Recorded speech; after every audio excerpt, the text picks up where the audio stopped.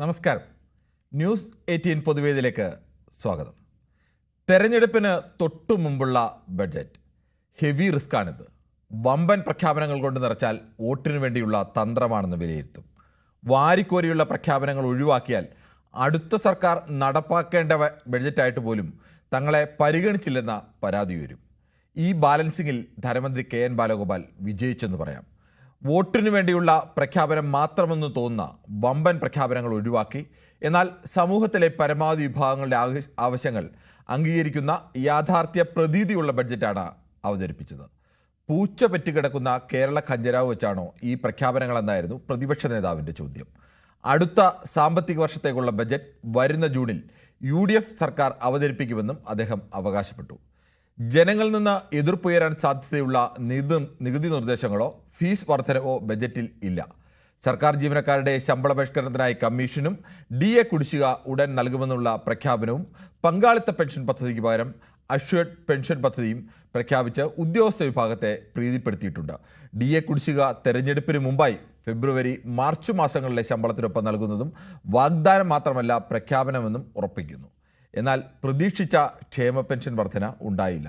റബ്ബറിൻ്റെ താങ്ങുവില വർധനയും ഉണ്ടായില്ല.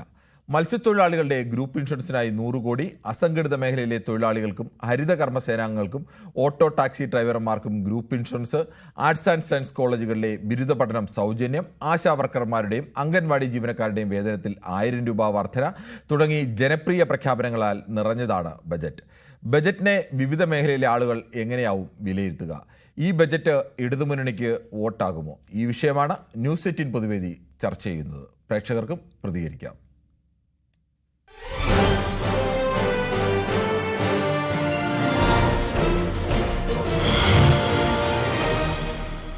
ഇടുക്കിയിൽ നിന്നും പ്രദീപാണ് ആദ്യ പ്രേക്ഷകനായി എത്തുന്നത്. ശ്രീ പ്രദീപ്, താങ്കൾക്ക് എന്ത് തോന്നുന്നു? ഇന്നത്തെ ബാലഗോപാലിൻ്റെ ബഡ്ജറ്റ് അത് ഏതെങ്കിലും തരത്തിൽ വോട്ടാവാനുള്ള സാധ്യതയുണ്ടോ, അതോ തെരഞ്ഞെടുപ്പിന് മുമ്പുള്ള ഒരു പ്രഖ്യാപനം മാത്രമായി ഒതുങ്ങുമോ?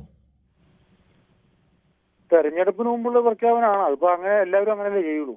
പക്ഷെ എനിക്ക് ചോദിക്കാനുള്ള ഈ ക്ഷേമ പെൻഷൻ കൊടുക്കണതേ ഈ ബാങ്കിലൂടെ അല്ലാതെ എന്താ അങ്ങനെ കൊടുക്കാത്തത്? കുറെ ആളുകൾക്കെങ്കിലും വീട്ടിൽ നേരിട്ട് എത്തിക്കാൻ വേണ്ടിയുള്ള സൗകര്യത്തിന് അതിന്റെ അർത്ഥം എന്താ? എത്ര പേർക്ക് കൊടുക്കണ്ട? 62 ലക്ഷം പേർക്ക്. ഇന്നലെ അവര് പറഞ്ഞേ. അതെ, അത് കറക്റ്റായിട്ട് കണക്കൊന്നും ഉണ്ടോ ആരുടെയും കയ്യില്? കണക്കുണ്ടല്ലോ, സർക്കാരിന്റെ കയ്യിൽ നേരിട്ട് പോകുന്നല്ലേ ഈ പണം. ഓരോ വ്യക്തിയുടെ പേരിൽ നാട്ടുകാരോട് പറഞ്ഞല്ലേ? കേട്ടില്ല. സർക്കാർ ജനങ്ങളോട് പറഞ്ഞല്ലേ അങ്ങനെ 62 ലക്ഷം പേർക്ക് കൊടുക്കണം. അത് ബാങ്ക് വഴി കൊടുത്താലും കുഴപ്പം. അതിന്റെ കണക്കുണ്ടല്ലോ വളരെ കൃത്യമായി തന്നെ. എത്ര പേർക്കാണ് എത്ര എണ്ണം പോകുന്നത്, ഓരോ ജില്ലയിലും എത്ര പോകുന്നു, ഓരോ താലൂക്കിലും ഓരോ പഞ്ചായത്തിലും എത്ര പോകുന്നു എന്നതിന് കൃത്യമായ കണക്കുണ്ടല്ലോ. അതിന് കണക്കില്ലാത്ത സംശയം പാർട്ടിക്കാരുടെ കൊടുത്തു. അത് ഈ ബാങ്ക് വഴി കൊടുത്താലും തന്നെ കുഴപ്പം. അല്ല, ആളുകൾക്ക് വീട്ടിൽ കിട്ടാനുള്ള സൗകര്യത്തിന് സഹകരണ ബാങ്ക് ജീവനക്കാരും ഒക്കെയാണ് വീട്ടിലെത്തിക്കുന്നത്. ബാങ്കിൽ നിന്ന് വാങ്ങി വീട്ടിലെത്തിക്കുന്നത്. അത് ഓപ്റ്റ് ചെയ്യേണ്ട. നിങ്ങൾക്ക് ബാങ്ക് ഓപ്റ്റ് ചെയ്താൽ ബാങ്കിൽ നിന്ന് തന്നെ വാങ്ങാം. പോസ്റ്റ് ഓഫീസ് വഴിയും കൊടുക്കില്ല, ഒന്നും കൊടുക്കില്ല. ഞാൻ പറഞ്ഞ ഈ LDF മറ്റേ UDF സർക്കാർ ഇറങ്ങുമ്പോൾ 1.5 ലക്ഷം കോടി അങ്ങോട്ട് മറ്റേ കടമുണ്ടായിരുന്നു. ഇപ്പൊ അവരെ 6 ലക്ഷം കോടിയായി. 57 അങ്ങോട്ട് കേരള സംസ്ഥാനം രൂപീകരിച്ച. ശ്രീ പ്രദീപ്, അത് കടത്തിന്റെ കണക്കെന്ന് വളരെ വ്യക്തമായി തന്നെ ധനമന്ത്രി അവിടെ പറഞ്ഞിരുന്നു. ആനുപാതികമായ വർധനവ് എന്ന് പറഞ്ഞാൽ കടം കൂടിയിട്ടില്ല എന്നല്ല, ഉണ്ടാവേണ്ട വർധനവ് വലിയൊരു ശതമാനമെങ്കിലും ഉണ്ടാവാതെ പിടിച്ചു നിർത്താൻ കേരള സർക്കാരിന് കഴിഞ്ഞിട്ടുണ്ട്. ഇന്നലെ അവിടെ ധനവിവര കണക്കുകൾ സഭയുടെ മേശപ്പുറത്ത് വെച്ചതാണ്. അവിടെയെല്ലാം ഇന്ന് പ്രതിപക്ഷവും അങ്ങനെ ഒരു ആരോപണം ഉന്നയിക്കുന്നില്ലല്ലോ. ശരി, ശ്രീ മഹിയാണ് കിള്ളിപ്പാലത്ത് നിന്ന്. ശ്രീ മഹി, താങ്കൾക്ക് എന്ത് തോന്നുന്നു? ഇത് വോട്ടായി മാറുമോ, അതോ ഈ ബജറ്റ് എന്ന് പറയുന്നത് തെരഞ്ഞെടുപ്പിന് തൊട്ട് മുന്നോടിയായിട്ടുള്ള അടുത്ത സർക്കാർ നടപ്പാക്കേണ്ട ഒരു പ്രഖ്യാപനം മാത്രമായി ജനങ്ങൾ കാണുമോ? വോട്ടായി മാറുന്ന കാര്യമല്ല. ഇടവസം തന്നെ വീണ്ടും വരും നല്ല നല്ല കാര്യങ്ങൾ ചെയ്യണമെന്നുണ്ട്. ശരിക്കും നല്ല കാര്യങ്ങൾ ചെയ്ത് അത് BJP കോൺഗ്രസ് അവർക്ക് എന്തെങ്കിലും പറയണ്ടേ? ഇതിനെ പറ്റി കുറ്റം പറയണ്ടേ? അത് പറഞ്ഞിട്ട് കുഴപ്പമില്ല. വീണ്ടും ഇടവസം തന്നെ വരും. അതിനൊരു സംശയം വേണ്ട. ഒരു സംശയം വേണ്ട. 100% ഇടവസം തന്നെ വരും. ഇത്രയേ ഉള്ളൂ. ശരി, ശ്രീ ശിവദാസനാണ് ബാലരാമപുരത്തുനിന്ന്. ശ്രീ ശിവദാസൻ, താങ്കൾക്ക് എന്ത് തോന്നുന്നു? എല്ലാ മേഖലയും സ്പർശിക്കുന്ന ഒരു ബജറ്റാണ്. എന്നാൽ വമ്പൻ പ്രഖ്യാപനങ്ങളൊന്നും അങ്ങനെ നടപ്പാക്കാൻ കഴിയാത്ത പ്രഖ്യാപനങ്ങളൊന്നും ഇല്ലതാനും യാഥാർത്ഥ്യബോധത്തോടൊക്കെ അടുത്ത് നിൽക്കുന്ന ബജറ്റാണ്. പക്ഷെ അത് വോട്ടായി മാറാൻ സാധ്യതയുണ്ടോ? നമസ്കാരം. അദ്ദേഹത്തിന്റെ ബഡ്ജറ്റ് ഞാൻ കണ്ടായിരുന്നു. ഇന്നലെ ഞാൻ പറഞ്ഞൊരു വിഷയമായിരുന്നു. പക്ഷെ അദ്ദേഹം ഈ ബഡ്ജറ്റ് എനിക്ക് സാധാരണക്കാരന് തോന്നുന്നുണ്ട്. സാധാരണക്കാരന് വേണ്ടി ഒരു ബഡ്ജറ്റ് ഇല്ല. ഇലക്ഷന് വേണ്ടി വോട്ടിന് വേണ്ടി വെച്ചിട്ടില്ല. കാരണം വരവുണ്ടെങ്കിൽ ചെലവാക്കാൻ പറ്റൂ. അദ്ദേഹം ചെയ്തിട്ടുണ്ട്. പക്ഷെ അദ്ദേഹം ഒന്നും ചെയ്യാൻ വേണ്ട കാര്യം മറ്റേ ഉദ്യോഗസ്ഥന്മാർക്ക് വീണ്ടും അവർക്ക് അഡ്വാൻസ്മെന്റ് കൂട്ടിയിട്ടുണ്ട്. പാവപ്പെട്ട ആശാവർക്കർമാർക്ക് 1000 രൂപ ഒരു ദിവസം 33 രൂപ 3 പൈസ കൂട്ടിയിട്ടുണ്ട്. ഒരു ദിവസം 1000 രൂപ കൂട്ടുമ്പോൾ 33 രൂപ 3 പൈസ. അതുപോലെ തന്നെ സ്കൂൾ വിദ്യാർത്ഥികൾക്ക് സൗജന്യ യൂണിഫോം 30 കോടി രൂപ. ഈ 30 കോടി രൂപയ്ക്ക് യൂണിഫോം വാങ്ങുമ്പോൾ ഈ എത്ര കോടിക്ക് രൂപ യൂണിഫോം വാങ്ങും? 400-309 തയ്യൽക്കൂലി കൊടുത്ത് ഈ പാവങ്ങൾ എങ്ങനെ തച്ചിടും? അതേസമയം ഒരു സ്കൂളിലെ ഓരോ കുട്ടികളുടെ വളർച്ച അനുസരിച്ച് 1 മുതൽ 5 വരെ +2 വരെയുള്ള പിള്ളേർക്ക് അനുസരിച്ചുള്ള ഒരു കോൺട്രാക്ട് ബേസ് യൂണിഫോം തച്ച് കൊടുക്കുകയാണെങ്കിൽ കുറച്ച് ഉപകാരം അവർക്ക് കിട്ടും. ഇത് സ്കൂളിന്റെ കേസാണ്, ഇത് ഞാൻ പറയുന്നില്ല. അതേപോലെ തന്നെയാണ് ഈ മറ്റുള്ള പല സ്കൂളുകളും യൂണിഫോം തയ്ച്ച് തന്നെയാണ് കൊടുക്കുന്നത്. അതിന്റെ രീതി എങ്ങനെയാണ്, അതിന്റെ സാമ്പത്തികമായ രീതി എങ്ങനെയാണെന്ന് എനിക്ക് കൃത്യമായി അറിയില്ല. പക്ഷേ മിക്കവാറും സ്കൂളുകളൊക്കെ യൂണിഫോം കുട്ടികൾക്ക് തയ്ച്ചാണ് കൊടുക്കുന്നത്. അത് ഒരാളെ തയ്ക്കാൻ ഏൽപ്പിച്ച് അങ്ങനെ പറഞ്ഞു. എന്റെ മകൻ ഇപ്പോ അവൻ 6 പഠിക്കുകയാണ്. 1 മുതൽ 6 വരെയും ഗവൺമെന്റ് സ്കൂളിൽ നിന്ന് യൂണിഫോം സൗജന്യം കിട്ടും. തയ്യക്കൂലി നമ്മൾ കൊടുക്കണം. മാനേജ് സ്കൂളിലും നമ്മൾ പൈസ കൊടുത്താൽ മേടിക്കുന്നത്. മാനേജ് സ്കൂളില് ഗവൺമെന്റ് സ്കൂളിൽ ശമ്പളം കൊടുത്താൽ പോലും മാനേജ്മെന്റ് സ്കൂളിൽ മാനേജ്മെന്റ് ആണെങ്കിൽ നമ്മൾ യൂണിഫോം പൈസ കൊടുത്തിട്ട് തയ്യക്കൂലി കൊടുക്കണം. ഇതുവരെയ്ക്കും ഈ 1 മുതൽ 6 വരെ, ഈ 2026 വരെ സാറേ, ഞാൻ ശിവദാസ്, എന്റെ മോൻ ശിവജി കുട്ടി പഠിക്കുകയാണ്. ഈ 1 മുതൽ സാധാ സ്കൂൾ ഗവൺമെന്റ് സ്കൂളിലാണ് പഠിക്കുന്നത്. ഇതുവരെയ്ക്ക് തയ്യക്കൂലി നമ്മൾ എല്ലാവരും കൊടുത്താ ചെയ്യുന്നത്. പക്ഷെ ഞാൻ പാവപ്പെട്ട പിള്ളേർക്ക് 12 രൂപക്ക് എല്ലാ വർഷവും ഞാൻ തയ്യൽക്കൂലി കൊടുത്ത് ഞാൻ തച്ചു കൊടുക്കുന്നുണ്ട്. കണക്കിന്റെ തയ്യൽക്കൂലി അങ്ങനെ ഉണ്ടോ ഇല്ലയോ എനിക്ക് കൃത്യമായി അറിയില്ല. എന്തായാലും ശ്രീ ബിനുകുമാറാണ് ചടയമംഗലത്ത് നിന്നാണ്. ശ്രീ ബിനുകുമാർ, താങ്കൾക്ക് എന്ത് തോന്നുന്നു? ഈ ബജറ്റ് വോട്ടായി മാറാനുള്ള സാധ്യതയുണ്ടോ, അതോ തെരഞ്ഞെടുപ്പ് മുന്നിൽ കണ്ടുള്ള പ്രഖ്യാപനങ്ങൾ മാത്രമാവുമോ? ഈ തെരഞ്ഞെടുപ്പ് നമ്മൾ മൊത്തത്തിൽ നോക്കുമ്പോൾ ജനകീയമായിട്ടുള്ളൊരു ഒരു ബഡ്ജറ്റാണ്. പക്ഷെ നമുക്കൊരു സംശയം, കഴിഞ്ഞ ബഡ്ജറ്റിൽ എന്തുകൊണ്ട് ഇപ്പൊ ഒരു വാരിക്കോരി കൊടുക്കുന്ന ഒരു സിസ്റ്റം അത് നടപ്പിലാക്കാൻ കഴിയില്ല എന്ന് അറിഞ്ഞും കൊണ്ട് അറിയാൻ വയ്യ. അതുപോലെ തന്നെ ഈ വരവും ചെലവും നമ്മൾ കൂട്ടിക്കിഴിക്കുമ്പോൾ നമുക്ക് ഒത്തുപോകാൻ പറ്റില്ല. നമുക്ക് വരവെന്ന് പറയുന്നത് ഇല്ല, അനുസരിച്ച് ചെലവ് നമ്മുടെ നികുതി വരുമാനത്തിലും നികുതിയേതര വരുമാനത്തിലും ഒക്കെ വർധനവ് ആണ് ഇത്തവണ രേഖപ്പെടുത്തിയിട്ടുള്ളത്. സാറേ, വർധനവ് തന്നെയാണ്. പക്ഷേ നമുക്കിപ്പോ സാറിന്റെ എനിക്കൊരു 10 ലക്ഷം രൂപ 10 രൂപ പലിശയ്ക്ക് എടുത്ത് വേറൊരാൾക്ക് കൊടുക്കുന്നതിന് എനിക്ക് ബുദ്ധിമുട്ടില്ല. നമുക്ക് അങ്ങനെയുള്ള സർക്കാരല്ലേ വരുന്നത്. അതിപ്പോ BJP ആയാലും കമ്മ്യൂണിസ്റ്റ് ആയാലും കോൺഗ്രസ് ആയാലും ഐഡിയ അനുസരിച്ച് നമുക്കുള്ള വരുമാനം കൂട്ടുക, വരുമാനത്തിനകത്ത് നിന്നുള്ളൊരു കണക്ക് മുമ്പോട്ട് പോയില്ലെങ്കിൽ ഞാനും സാറും ഒക്കെ അടങ്ങുന്ന ഈ ജനസമൂഹം വളരെ ബുദ്ധിമുട്ടും. അതുപോലെ തന്നെ സാറേ, എനിക്ക് ഒരു ചെറിയ എതിർപ്പുള്ള ഒരു കാര്യം എന്ന് പറഞ്ഞു കഴിഞ്ഞാൽ, നമ്മൾ ഡിഗ്രി തലം വരെ നോക്കാതെ നമുക്ക് വിദ്യാഭ്യാസ സൗജന്യം എന്ന് പറയുമ്പോൾ, ഞാൻ എഡ്യൂക്കേഷൻ ഡിപ്പാർട്ട്മെന്റിൽ, അതായത് കോളേജ് എഡ്യൂക്കേഷൻ ഡിപ്പാർട്ട്മെന്റിൽ ഞാൻ MG കോളേജിൽ സൂപ്രണ്ട് വരെയുള്ള പോസ്റ്റിൽ വർക്ക് ചെയ്ത് കഴിഞ്ഞ 24-ന് പെൻഷനായ ഒരാളാണ് ഞാൻ. ഗ്രാൻസ് എന്ന് പറയുന്ന ഒരു പദ്ധതി ചെയ്തിട്ടുള്ള ഒരു LD ക്ലർക്കാണ് നേരത്തെ. ഈ ഗ്രാൻസ് എന്ന് പറയുന്നത് നമ്മുടെ കുട്ടികളുടെ വിദ്യാഭ്യാസ ആനുകൂല്യവും സ്റ്റൈവന്റ്, ലംസ ഗ്രാന്റ് ഇതെല്ലാം കൂടെ ഉൾപ്പെടുന്നതാണ്. പക്ഷെ അതിനകത്ത് 1 ലക്ഷം രൂപ വരെ വാർഷിക വരുമാനം ഉള്ളവർക്കായിരുന്നു ഡിഗ്രിക്ക് സൗജന്യമായിട്ട് സർക്കാർ പൈസ ചെലവാക്കി ട്യൂഷൻ ഫീസ് സർക്കാർ എടുത്തുകൊണ്ട് പഠിപ്പിക്കുന്നത്. ഇപ്പം ശരിക്കും പറഞ്ഞു കഴിഞ്ഞാൽ ഇപ്പോഴത്തെ ഒരു ബഡ്ജറ്റിൽ മുകേഷ് അംബാനിയുടെ കൊച്ചുമോനും ലുലുമാളിന്റെ കൊച്ചുമോനും ഒക്കെ ഫ്രീ ആയിട്ട് പഠിക്കാൻ പറ്റുന്നു. അത് നമുക്ക് പൊരുത്തപ്പെടാൻ പറ്റുന്ന ഒരു കാര്യമല്ല. അവര് ശരിക്കും പറഞ്ഞാൽ കാശുള്ള ഫാമിലി അവർ അടയ്ക്കാൻ തയ്യാറാണ്. അവരെ പൈസ നമ്മൾ മേടിച്ചടക്കണം. കാരണം നമുക്ക് കോളേജ് ലാബുകളിലും മറ്റും ഫെസിലിറ്റീസ് ഒരുപാട് വേണം, എക്യുപ്മെന്റ്സ് ഒരുപാട് വേണം കുട്ടികൾക്ക് പഠിക്കാൻ. ലാബുമായിട്ട് ബന്ധപ്പെട്ട കാര്യങ്ങൾ വ്യക്തമായിട്ട് അറിയാവുന്ന ഒരു എംപ്ലോയി ആയതുകൊണ്ടാണ് ഞാനിത് പറയുന്നത്. അങ്ങനെയൊക്കെ ചില പോരായ്മകൾ നമ്മുടെ ഈ ബഡ്ജറ്റിലുണ്ട്. വിദ്യാർത്ഥികൾക്കൊക്കെ ഒരു ആനുകൂല്യം കൊടുക്കുമ്പോൾ ഇപ്പോൾ അത് പണമുള്ളവർക്ക് വേണ്ട, അല്ലാത്തവർക്ക് വേണം എന്നൊക്കെ പറഞ്ഞ് അച്ഛൻ്റെ അമ്മയുടെയും പണത്തിന്റെ നമ്മുടെ റേഷൻ നമ്മൾ APLകാർക്കും കൂടെ കൊടുത്താൽ എങ്ങനെ ഇരിക്കും? അതേപോലുള്ള ഒരു അവസ്ഥയിലേക്ക് പോകും. പക്ഷെ അത് നിലവിൽ സാറ് വളരെ ബുദ്ധിപൂർവ്വം ചിന്തിക്കാൻ. താങ്കളുടെ നിർദ്ദേശം അങ്ങനെയാണ്, സാമ്പത്തികമായി മുന്നോക്കം നിൽക്കുന്ന ആൾക്ക് വേണ്ട എന്നുള്ളൊരു നിർദ്ദേശം കൊള്ളാം. എന്തായാലും ശ്രീ റജിയാണ് ആലപ്പുഴയിൽ നിന്നും. ശ്രീ റജി, താങ്കൾക്ക് എന്ത് തോന്നുന്നു? ഈ എങ്ങനെയാണ് ഈ ബഡ്ജറ്റ് ഒരു വോട്ടായി മാറാനുള്ള സാധ്യതയുണ്ടോ? വോട്ടായി മാറത്തൊന്നുമില്ല. കാരണം എന്താ, ഇപ്പോഴത്തെ നിലവിലത്തെ സാഹചര്യം 10 ലക്ഷം രൂപയെ കൂടുതലൊന്നും ട്രഷറിയിൽ നിന്ന് പിൻവലിക്കാൻ ഒക്കത്തില്ല എന്ന് പറഞ്ഞ ഓർഡറുള്ള ഗവൺമെന്റാണ് ഈ കസർത്ത് മുഴുവൻ കാണിക്കുന്നത്. എനിക്ക് ഇതിനോടൊരു വിശ്വാസമില്ല. പിന്നെ മറ്റൊന്ന്, ഈ കുട്ടനാട് പാക്കേജ് എന്നും പറഞ്ഞ് 77 കോടിയാണ്. ഈ കുട്ടനാട് ഇപ്പോഴത്തെ സ്ഥിതി മുൻ UPA ഗവൺമെന്റിന് 1144 രൂപ തന്ന കുട്ടനാട്ടിലാണ് ഈ 77 കോടി ഇവര് തരുന്നെന്ന് പറയുന്നത്. കുട്ടനാട്ടിൽ ഒരു ചുക്കും ചുണ്ണാമ്പും എത്തിയിട്ടില്ല എന്ന് മാത്രമല്ല, ആളുകൾ ദുരിതത്തിലുമാണ്, കൃഷിക്കാരും ഒക്കെ. ആ 77 കോടി കുട്ടനാട് പാക്കേജിൽ കൊടുക്കുന്നത്. ഞാൻ BSന്റെ ആരാധകനാണ്, എങ്കിലും കാര്യങ്ങൾ തിരിച്ചു പറയുമ്പം അതിനെ എനിക്ക് സ്പർശിക്കാതിരിക്കാനൊക്കത്തില്ല. BS സെന്ററിന് 20 കോടിയാണ് മടക്കിയിരിക്കുന്നത്. ഈ നേതാക്കന്മാരുടെ പേരിലും ഒക്കെ ആയിട്ട് ഇങ്ങനെയൊക്കെ മാറ്റി സാധാരണക്കാരന്റെ ആവശ്യം, സാധാരണക്കാരനാണ് ക്ഷേമ പെൻഷൻ 1600 2000 ആക്കിയത് ഈ തെരഞ്ഞെടുപ്പിന് മുമ്പാണ്. ആ സാധാരണക്കാരന് ഇവരെന്ത് കൊടുത്തു എന്നുള്ളത് നമുക്ക് മനസ്സിലാകുന്നില്ല. ഈ സാധാരണക്കാരന്റെ കണ്ണീരൊപ്പം സാധാരണക്കാരനല്ലേ കൂടുതൽ പ്രഖ്യാപനങ്ങൾ ഉള്ളത്? ആശാവർക്കർമാരുടെ തുകയിൽ 1000 രൂപ കൂട്ടുന്നു, അംഗൻവാടി ജീവനക്കാരുടെ തുകയിൽ 1000 രൂപ കൂട്ടുന്നു. അങ്ങനെ എത്രയെങ്കിലും പ്രഖ്യാപനങ്ങൾ. സാധാരണ ഓട്ടോറിക്ഷ തൊഴിലാളികൾക്ക് പ്രത്യേകമായ ഗ്രൂപ്പ് ഇൻഷുറൻസ് ഏർപ്പെടുത്തുന്നു, ഹരിതകർമ്മസേനയ്ക്ക് ഗ്രൂപ്പ് ഇൻഷുറൻസ് ഏർപ്പെടുത്തുന്നു, അസംഘടിത മേഖലയിലെ തൊഴിലാളികൾക്ക്. സാധാരണ ഈ ബഡ്ജറ്റ് ആകെ പരിശോധിച്ചാൽ സാധാരണക്കാരായ മനുഷ്യരുടെയാണ് കൂടുതൽ, അവരോടാണ് കൂടുതൽ ആഭിമുഖ്യം കാണിച്ചിരിക്കുന്നതെന്ന് വ്യക്തമാണ്. ശ്രീ മുഹമ്മദാണ് മഞ്ചേരിയിൽ നിന്നും. ശ്രീ മുഹമ്മദ്, താങ്കൾ എങ്ങനെയാണ് ഈ ബജറ്റിനെ വിലയിരുത്തുന്നത്? സാറേ നമസ്കാരമുണ്ട്. നമസ്കാരമുണ്ട്. കേരളം കണ്ടതിൽ വെച്ച് ഏറ്റവും നല്ലൊരു ബഡ്ജറ്റ് ഇപ്പോഴാണ് വന്നിട്ടുള്ളത്. ഇതിന്റെ മുമ്പും നല്ല ബഡ്ജറ്റ് തന്നെ ആയിരുന്നു ഇയാളത്. ഇപ്പൊ പ്രത്യേകിച്ച് കാരണം എല്ലാ മേഖലകളിലും എത്തിയിട്ടുണ്ട്. എല്ലാ വയസ്സന്മാരെ തൊട്ടിട്ട് കുട്ടികൾ തൊട്ടിട്ട് എല്ലാ സ്ഥലങ്ങളിലും എത്തി. അവർക്ക് കൊടുക്കേണ്ട പൈസകളൊക്കെ കൊടുത്തിട്ടുണ്ട്. അത് വിചാരിച്ചിട്ട് ഇന്നലെ ഞാൻ പറഞ്ഞ മാതിരി ഒരു വോട്ട് ചെയ്യുമെന്നുള്ള പ്രതീക്ഷയൊന്നുമില്ല. ആണെങ്കിൽ ഒരു ചെയ്തോട്ടെ.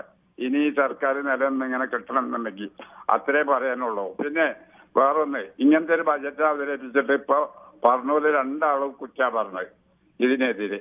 ഇനി പറയാൻ പോണോലും അതേ പറ്റുള്ളൂ. കാരണം അതൊക്കെ മറ്റേ അപ്പുറത്തുള്ള പാർട്ടിക്കാരെ ആൾക്കാരാണ്. ഇതങ്ങനെയല്ല. ഇത് നല്ല 1ാം ക്ലാസ് ബജറ്റ് അവതരിപ്പിച്ചാല് കഴിവും പ്രാണിയും ഈ അടുത്ത വർഷ സർക്കാരിനും ഈ പിണറായി വിജയന്റെ ഈ ബാലഗോപാലിനും മാത്രമേ ഉള്ളൂ. അത് മനസ്സിലായിക്കോട്ടെ അവര് ഇങ്ങനെ ഒരു ബജറ്റിനെ കുറ്റം പറയണോല്. അത്രേ എനിക്ക് പറയാനുള്ളൂ സാറേ. ശരി, താങ്കളുടെ അഭിപ്രായം അങ്ങനെ. ശ്രീ രാജു ആണ് കണ്ണൂരിൽ നിന്നും. ശ്രീ രാജു, താങ്കൾ എങ്ങനെയാണ് ഈ ബജറ്റിനെ വിലയിരുത്തുന്നത്? ഒരു തെരഞ്ഞെടുപ്പ് ബജറ്റ് മാത്രമാണോ അതോ യാഥാർത്ഥ്യ ബോധമുള്ള ബജറ്റ് എന്നാണോ? ശ്രീ ഗോപിയാണ് ഗുരുവായൂരിൽ നിന്നും. ശ്രീ ഗോപി, താങ്കൾക്ക് പറയാം. സാറേ, ഈ സന്യാസിനിമാർക്ക് എന്തിനാണ് പെൻഷൻ? എന്തിനാണ് സിസ്റ്റർമാർക്കും മറ്റ് സന്യാസിനിമാർക്കും? അവരെ നോക്കുന്നത് സഭയല്ലേ? സിസ്റ്റർമാരുടെ പലരുടെയും ജീവിതാവസ്ഥകൾ കഴിഞ്ഞ ദിവസമൊക്കെ അറിയാമല്ലോ. അവരുടെ ജീവിതാവസ്ഥകൾ അത്യന്തം ശോചനീയമായ അവസ്ഥയിൽ നിൽക്കുന്ന ആളുകളൊക്കെ ഉണ്ട്. അവർക്ക് റേഷൻ കാർഡ് പോലും ഇല്ലാതെ ഈ സഭയാണെന്നൊക്കെ പറയുമ്പോൾ ഈ സഭയുടെ നേതൃത്വമായി തെറ്റിക്കഴിഞ്ഞാൽ, ഏതെങ്കിലും തരത്തിൽ അവർക്ക് അനിഷ്ടം ഉണ്ടായി കഴിഞ്ഞാൽ പിന്നെ അവരുടെ ജീവിതമൊക്കെ വലിയ കഷ്ടമാണ്. അല്ല, അവര് സഭയുടെ കീഴിലല്ലേ? ആരുടെ കീഴിലായാലും അവർക്കും ഈ നാട്ടിൽ ജീവിക്കണ്ടേ? അതെനിക്ക് അതിനോട് വലിയ അഭിപ്രായമില്ല. എനിക്കൊന്നും ഈ പട്ടിണി പാവങ്ങൾ എത്രയുണ്ട് ഈ പെൻഷൻ കിട്ടാതെ? അവർക്കെല്ലാം കൊടുക്കുന്നുണ്ടല്ലോ, അല്ലാതെ ഒരുത്തരെ ഒഴിവാക്കിയിട്ട് ഇവർക്ക് മാത്രം നൽകിയല്ലോ. ഞാനിത് പറഞ്ഞത് മാത്രമേ എന്റെ അഭിപ്രായം പറഞ്ഞത്. ഇതൊരു അധിക ചെലവ് തന്നെയാണ് കേട്ടോ. ഞാൻ പറഞ്ഞത് മാത്രമേ ഉള്ളൂ. അല്ല, അപ്പൊ അവരെയും ഈ സമൂഹം നോക്കണ്ടേ? ഈ സർക്കാരിന്റെ ഉത്തരവാദിത്തമല്ലേ അവരെ കൂടി നോക്കേണ്ട? അവര് സഭയുടെ പേരിലല്ലേ, സഭയുടെ കീഴിലല്ലേ അവർ ജീവിക്കുന്നത്? ഗോപി, ഞാനതാണ് പറഞ്ഞത്. സഭയുടെ അതിന്റെ തലപ്പത്തിരിക്കുന്ന ആളുകളുമായി ഏതെങ്കിലും തരത്തിൽ ഒരു അനിഷ്ടം ഉണ്ടായി കഴിഞ്ഞാൽ പിന്നീട് ഇവരുടെ ജീവിതമൊക്കെ വലിയ കഷ്ടമാണ്.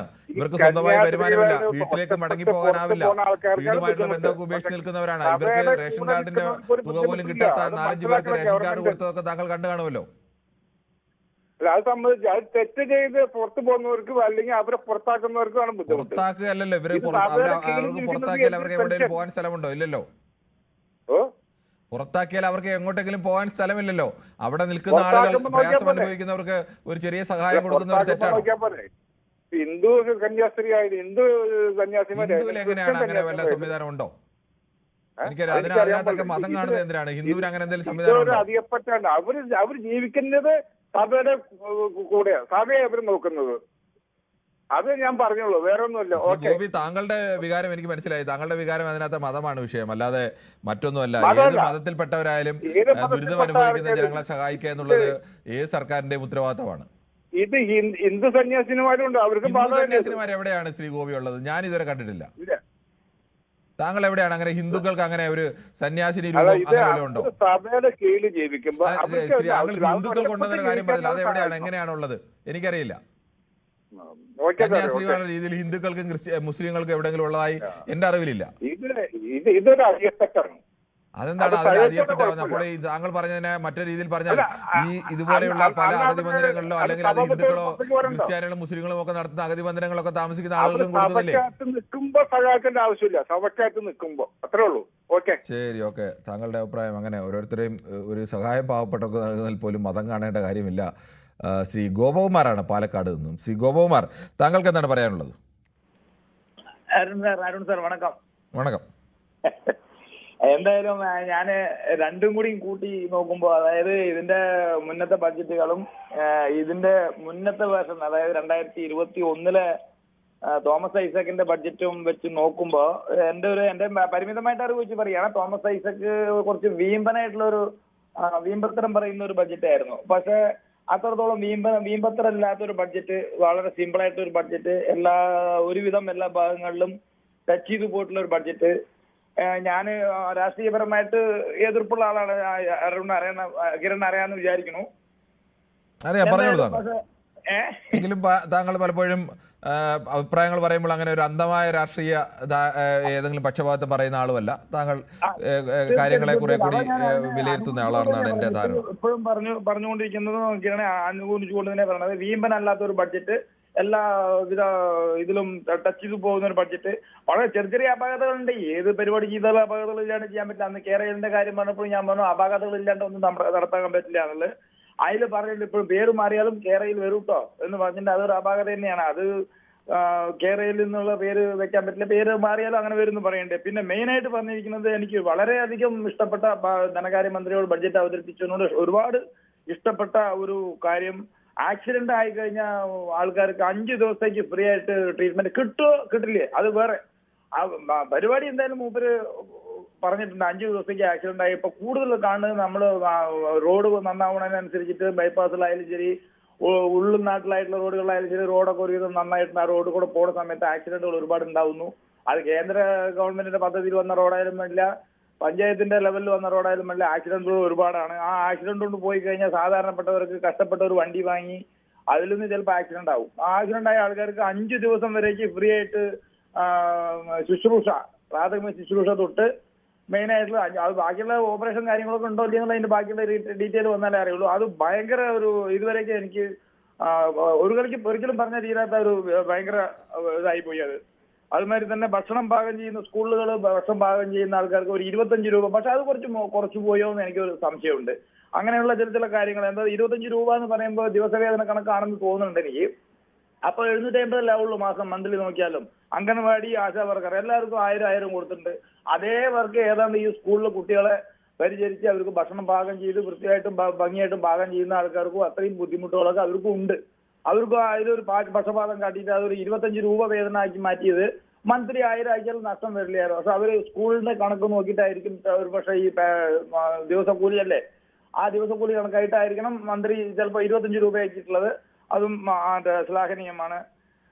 അങ്ങനെ താങ്കളുടെ അഭിപ്രായം വ്യക്തമാണ്. ശ്രീ പുഷ്പരാജനാണ്, കരുനാഗപ്പള്ളിയിൽ നിന്നാണ്. ശ്രീ പുഷ്പരാജൻ, താങ്കൾ എങ്ങനെയാണ് ഈ ബജറ്റിനെ, താങ്കളുടെ ജില്ലക്കാരൻ കൂടിയാണല്ലോ ധനമന്ത്രി, ബജറ്റിനെ വിലയിരുത്തുന്നത്?